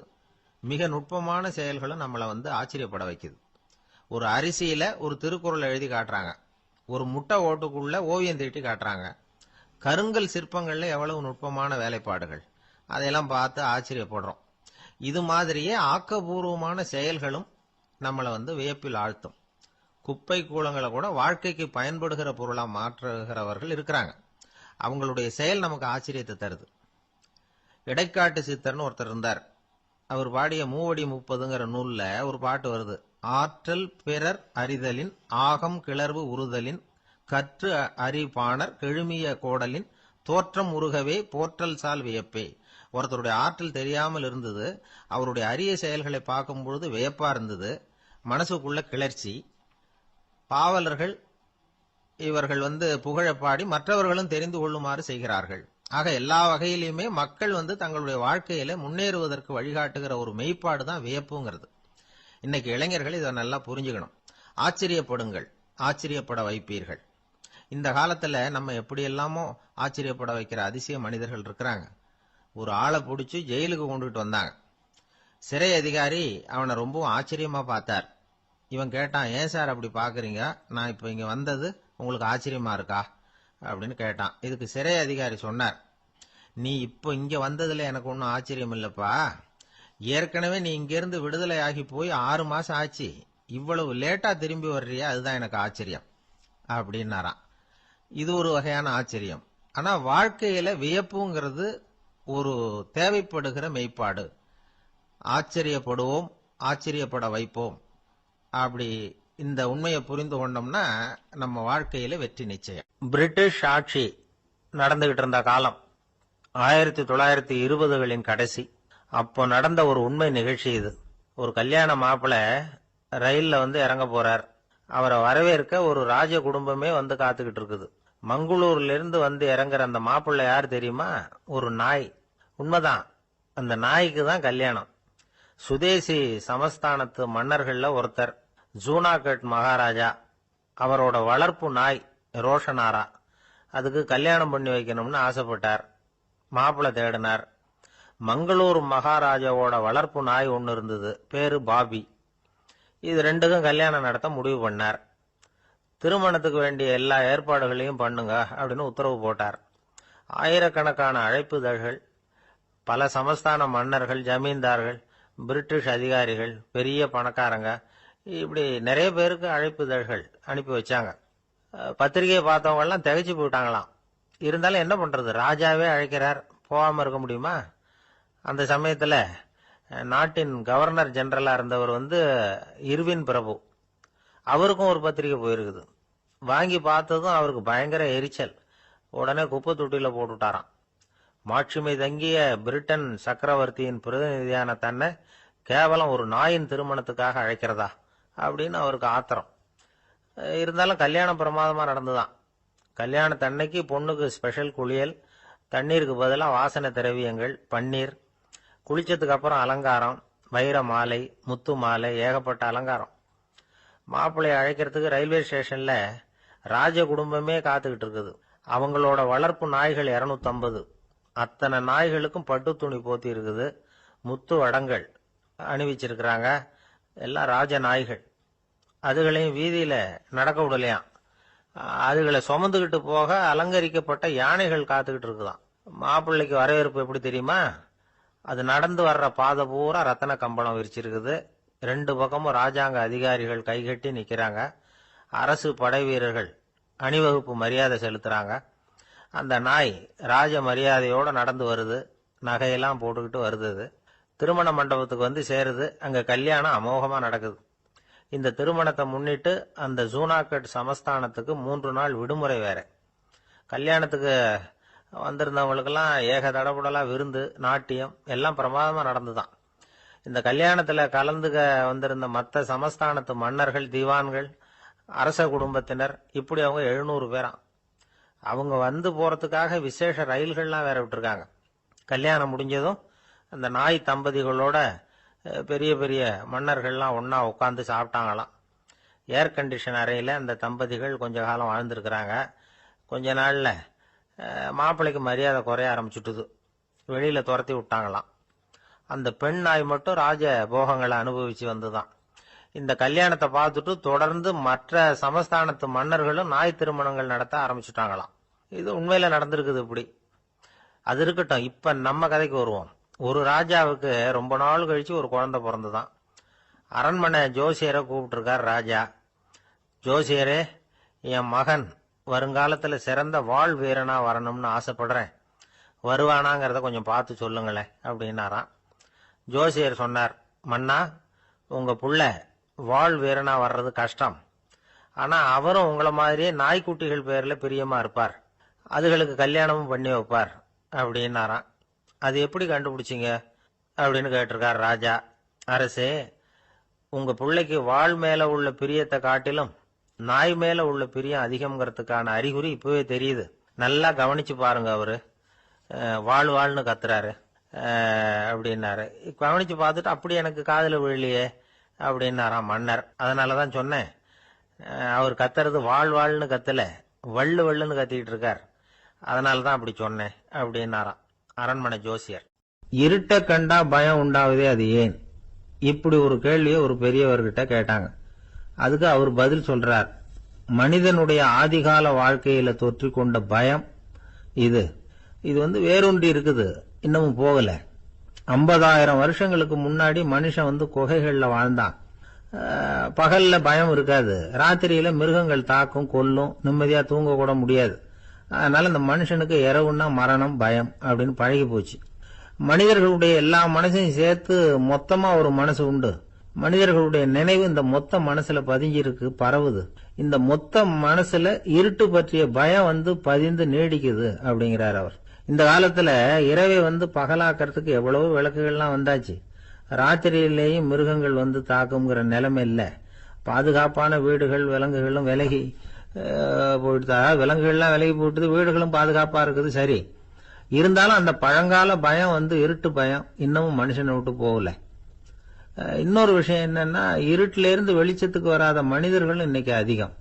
ஒரு ஆளு ஆத்துக்கு மீன் பிடிக்கிறதுக்காக போனான், இன்னும் விடியல, அதுக்குள்ள வலையை எடுத்துட்டு கிளம்பி போயிட்டான். வெளிச்சம் வர்றதுக்கு முன்னாடியே போய் சேர்ந்துட்டான். விடியற வரைக்கும் என்ன பண்றது, சும்மா கரையிலேயே உட்காந்து காலாட்டிட்டு இருக்கிறான். காலில் ஏதோ ஒரு சின்ன மூட்டை தட்டுப்பட்டது.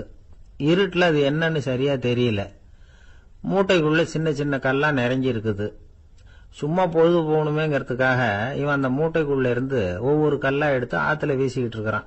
விடியற வரைக்கும் வேற வேலை இல்லைங்கிறதுனால எப்படி செஞ்சுக்கிட்டே உட்காந்துருக்கிறான். கிழக்க மெதுவா வெளிச்சம் தெரிய ஆரம்பிச்சது. பொழுது விடியறதுக்கான அறிகுறி.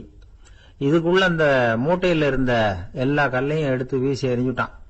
கடைசியா ஒரே ஒரு கல்லு மட்டும்தான் கையில பாக்கி இருந்தது.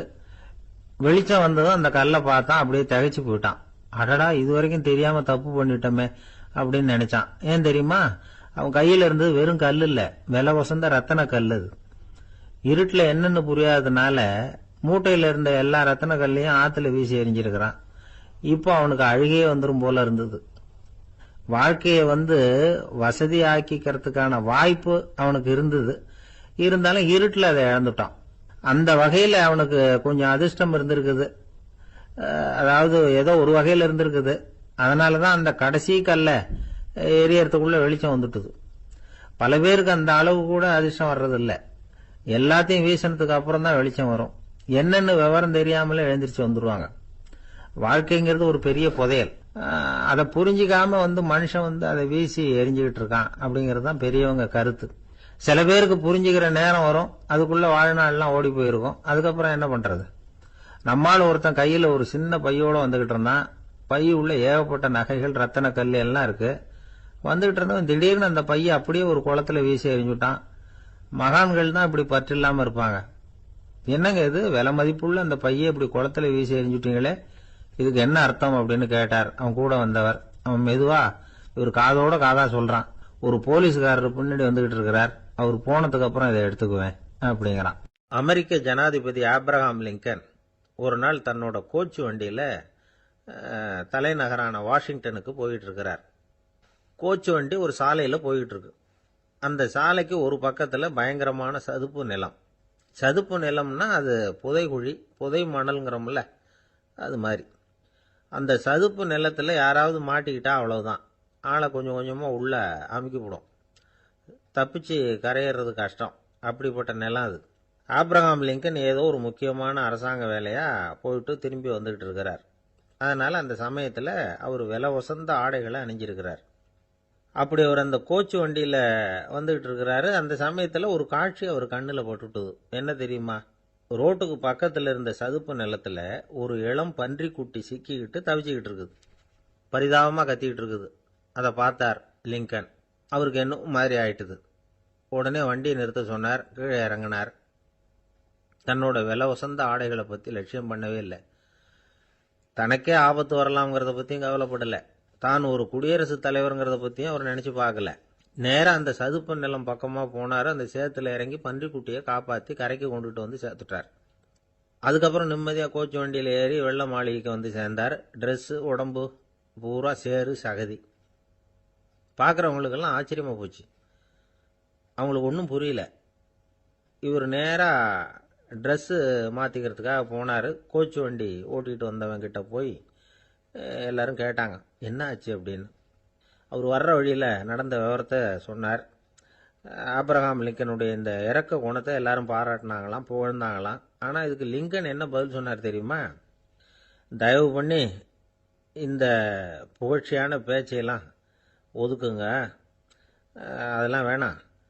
அந்த சின்ன பிராணி சகதியில் மாட்டிக்கிட்டு துடிச்சிக்கிட்டு இருந்தது, அதை பார்த்தேன். உடனே என்னுடைய இதயத்தில் ஒரு முள்ளு தைச்சது மாதிரி ஒரு உணர்வு. அந்த முள்ளை பிடுங்கி எறிஞ்சேன், அவ்வளவுதான். உண்மையில் அந்த பிராணிக்கு நான் வந்து உதவினேங்கிறத விட எனக்கு ஏற்பட்ட இன்னலை போக்கிட்டேன் அப்படிங்கிறது தான் உண்மை. அதுதான் பொருத்தம். அப்படி இருக்கிறப்போ இதில் புகழறதுக்கு என்ன இருக்குது அப்படின்னாரு ஆப்ரஹாம் லிங்கன். எவ்வளவு யதார்த்தமான வார்த்தைகள் பாருங்க. இந்த காலத்தில் நம்மளையும் பல பேர் அப்படி உண்டு. நீச்சல் தெரியாத ஒரு ஆள் தண்ணியில் இறங்கிட்டான். தண்ணி ஆழம்ங்கிறது அப்புறமா தான் தெரிஞ்சுது. தத்தளிக்க ஆரம்பிச்சுட்டான். வாழ் வாழ்னு கத்துறான். கரையில் நின்றுட்டு இருந்த ஒருத்தர் இதை பார்த்தார். உடனே அவருக்கு இதயத்தில் முள்ளு தைச்சது மாதிரி ஒரு உணர்வு. உடனே குபீர்னு தண்ணியில் பாய்ஞ்சார். அவரை காப்பாற்றி கரைக்கு கொண்டுட்டு வந்து சேர்த்தார். இதை பார்த்துக்கிட்டு இருந்த இன்னொருத்தர் காப்பாற்றின அந்த ஆளை பாராட்டி புகழ்ந்தார். என்ன புகழாதீங்க சார் அப்படின்னார் அவர். ஏன்னு கேட்டார் இவர். நான் அந்த ஆளை ஏன் காப்பாற்றினேன் தெரியுமா? அவன் நேற்றுக்கு என்கிட்ட 300 ரூபா கடன் வாங்கியிருக்கிறான். இவன் தண்ணியில் போட்டான்னா நான் கொடுத்த கடனும் தண்ணியில் போடும். அதனால தான் விழுந்து காப்பாற்றினேன் அப்படின்னா அந்த ஆள். ஒரு காடு. அங்கே புத்தர் அவர் பாட்டுக்கு நடந்து போய்கிட்டே இருக்கிறார். அவருக்கு பின்னாடி ஒரு குரங்கு, அதுவும் தொடர்ந்து வந்துக்கிட்டே இருக்குது. புத்தர் திரும்பி பார்த்தார். குரங்கு அப்படியே குதிச்சு உயர எழும்பி ஒரு கிளையில் போய் உக்காந்துது. ஏன் இப்படி பண்ணுறேன்னு கேட்டார் புத்தர். என்னை சாதாரணமாக நினைக்க வேணாம், நான் மகாமந்தி. என்னால் எல்லாம் முடியும். முடியாதுங்கிற வார்த்தையே என்னுடைய அகராதியில் கிடையாது. என்ன வேணும்னாலும் செய்வேன் அப்படின்னுது. அப்படின்னா ஒரு பந்தயம் வச்சுக்கலாமான்னாரு இவர். ஓ வச்சுக்கலாமேன்னுது. வேற ஒன்றும் இல்லை, இப்போ நீ மேலே எழும்பி அந்த கிளையில் உட்காந்தது மாதிரி அங்கேருந்து தாவி என் உள்ளங்கையில் உட்காரணும், அவ்வளவுதான் அப்படின்னார். அப்படி உட்காந்துட்டா என்ன பரிசு அப்படின்னு கேட்டது அது. சொர்க்கத்தில் இருக்கிற மாமன்னன் மரகத சக்கரவர்த்தியை என்னோட இருக்கும்படியாக கூப்பிட்டுக்கிறேன். அந்த சமயத்தில் அவருடைய அரியணை அங்கே காலியாயிடும். நீ அதில் போய் உட்காந்துக்கலாம். பந்தயத்தில் தோத்துட்டா ஒரு கல்ப காலம் இந்த பூமியில் வாழ வேண்டியிருக்கும். அதுக்கு பிறகுதான் என்கிட்ட வர முடியும். என்ன சொல்ற அப்படின்னார். குரங்குக்கு தாவறது ஒரு பெரிய காரியமா? இது எனக்கு ரொம்ப சாதாரண விஷயம். என்ன இப்பவே தாவட்டுமா அப்படின்னுது. சரின்னு சொல்லி உள்ளங்கையை நீட்டினார். அவருடைய கை தாமரை இலை அளவுக்கு அப்படியே விரிஞ்சுது. குரங்கு சௌரியமா உட்கார்றதுக்காக. குரங்கு தாவறதுக்கு தயாராச்சு. அதுக்கு முன்னாடி ஒரு சின்ன யோசனை அதுக்கு. இந்த கிளையிலிருந்து அந்த கைக்கு தாவறது எனக்கு ரொம்ப அற்பமான ஒரு வேலை. இது ரொம்ப சாதாரணம். என்னுடைய கௌரவத்துக்கு இது சரியா இருக்காது. அதனால நான் என்ன பண்ண போறேன்னா, இங்கேருந்து கிளையிலிருந்து அப்படியே உயர எழும்ப போறேன். எழும்பி மேல் உலகம் போய் அங்க ஒரு சுத்து சுத்திவிட்டு அதுக்கப்புறம் அங்கேருந்து நேரா இந்த கையில உட்கார போறேன் அப்படின்னு நினைச்சது. என்ன யோசிக்கிற அப்படின்னார் புத்தர். ஒண்ணும் இல்லை, இந்த பாயிரம் பார் அப்படின்னு சொல்லி தாவி உயர போயிட்டுது.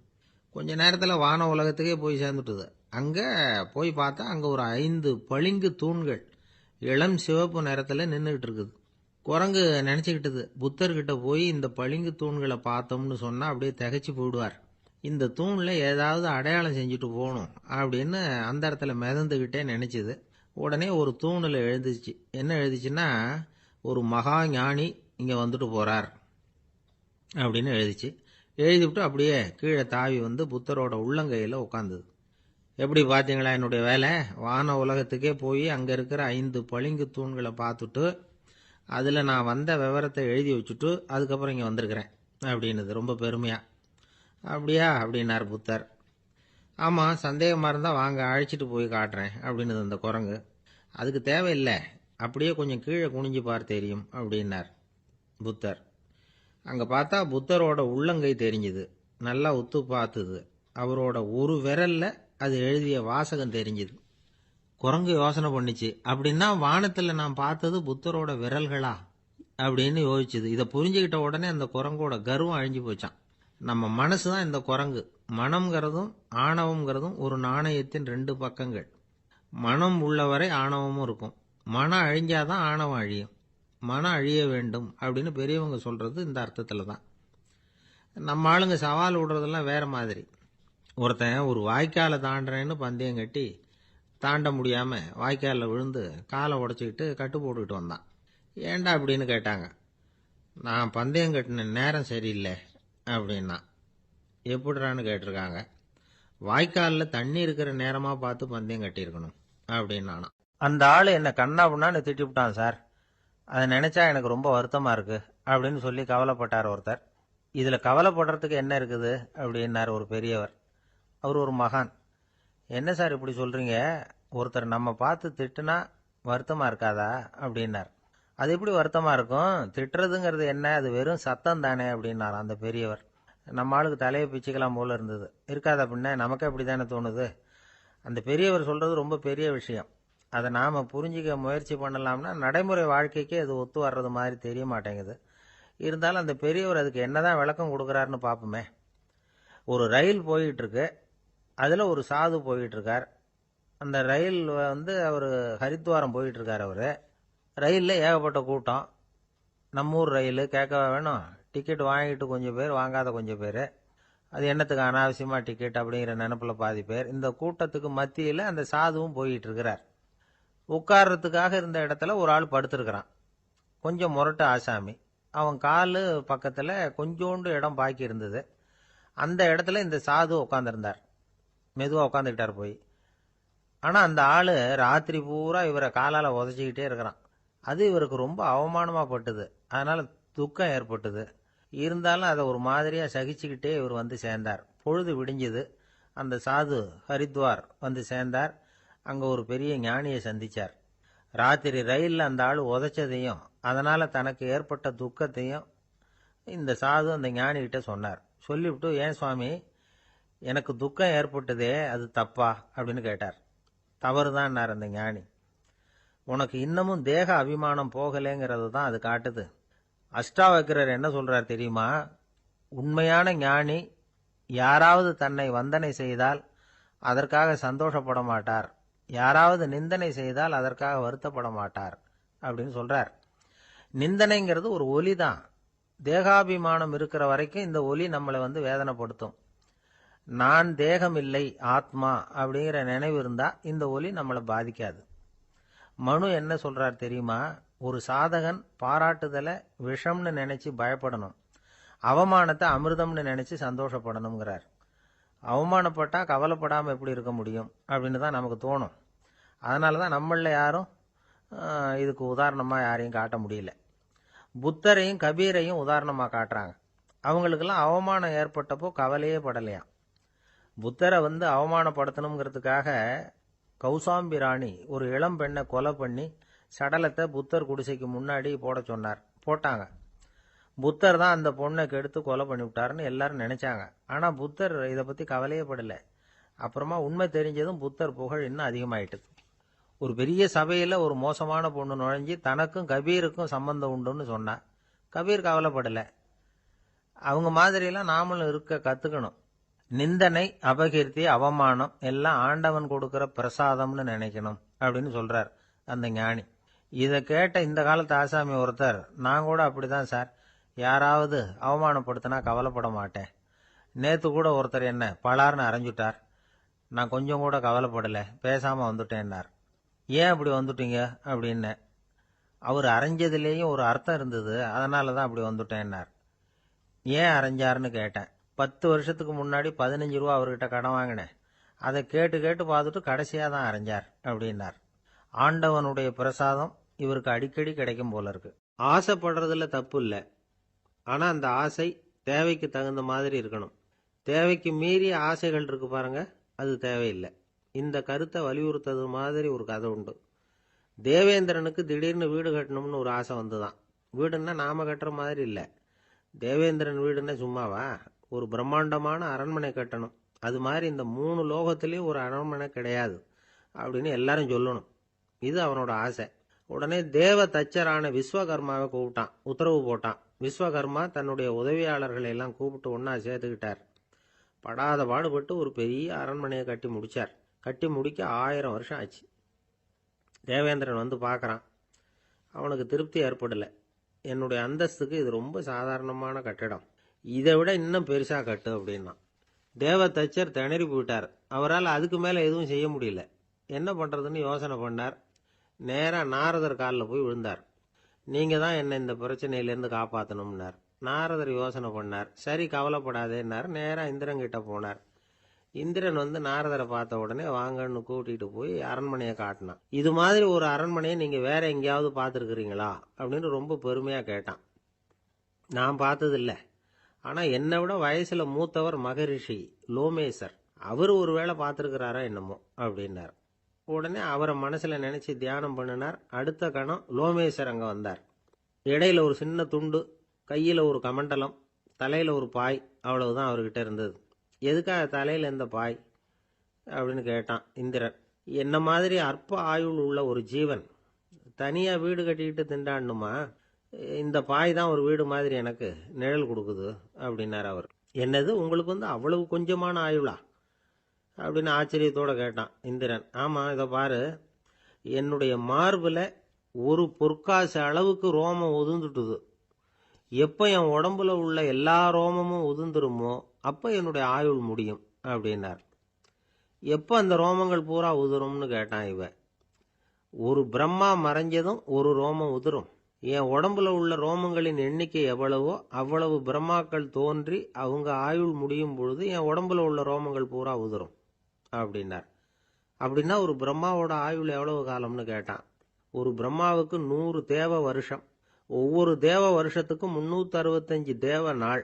ஒவ்வொரு தேவ நாள்லயும் ஒன்ன மாதிரி 14 இந்திரர்கள் தோன்றி மறைகிறாங்க அப்படின்னு மகரிஷி லோமேசர் சொல்றார். இதை கேட்டதும் இந்திரன் ஆடி போயிட்டான். அவ்வளவு ஆயுள் உள்ள இவரே அற்ப ஆயுள்னு சொல்றார். நான் என்னுடைய ஆயுளை பெருசா நினைச்சுக்கிட்டு பிரம்மாண்டமான அரண்மனை கட்டணும்னு ஆசைப்படுறேனே அப்படின்னு நினைச்சான். எனக்கு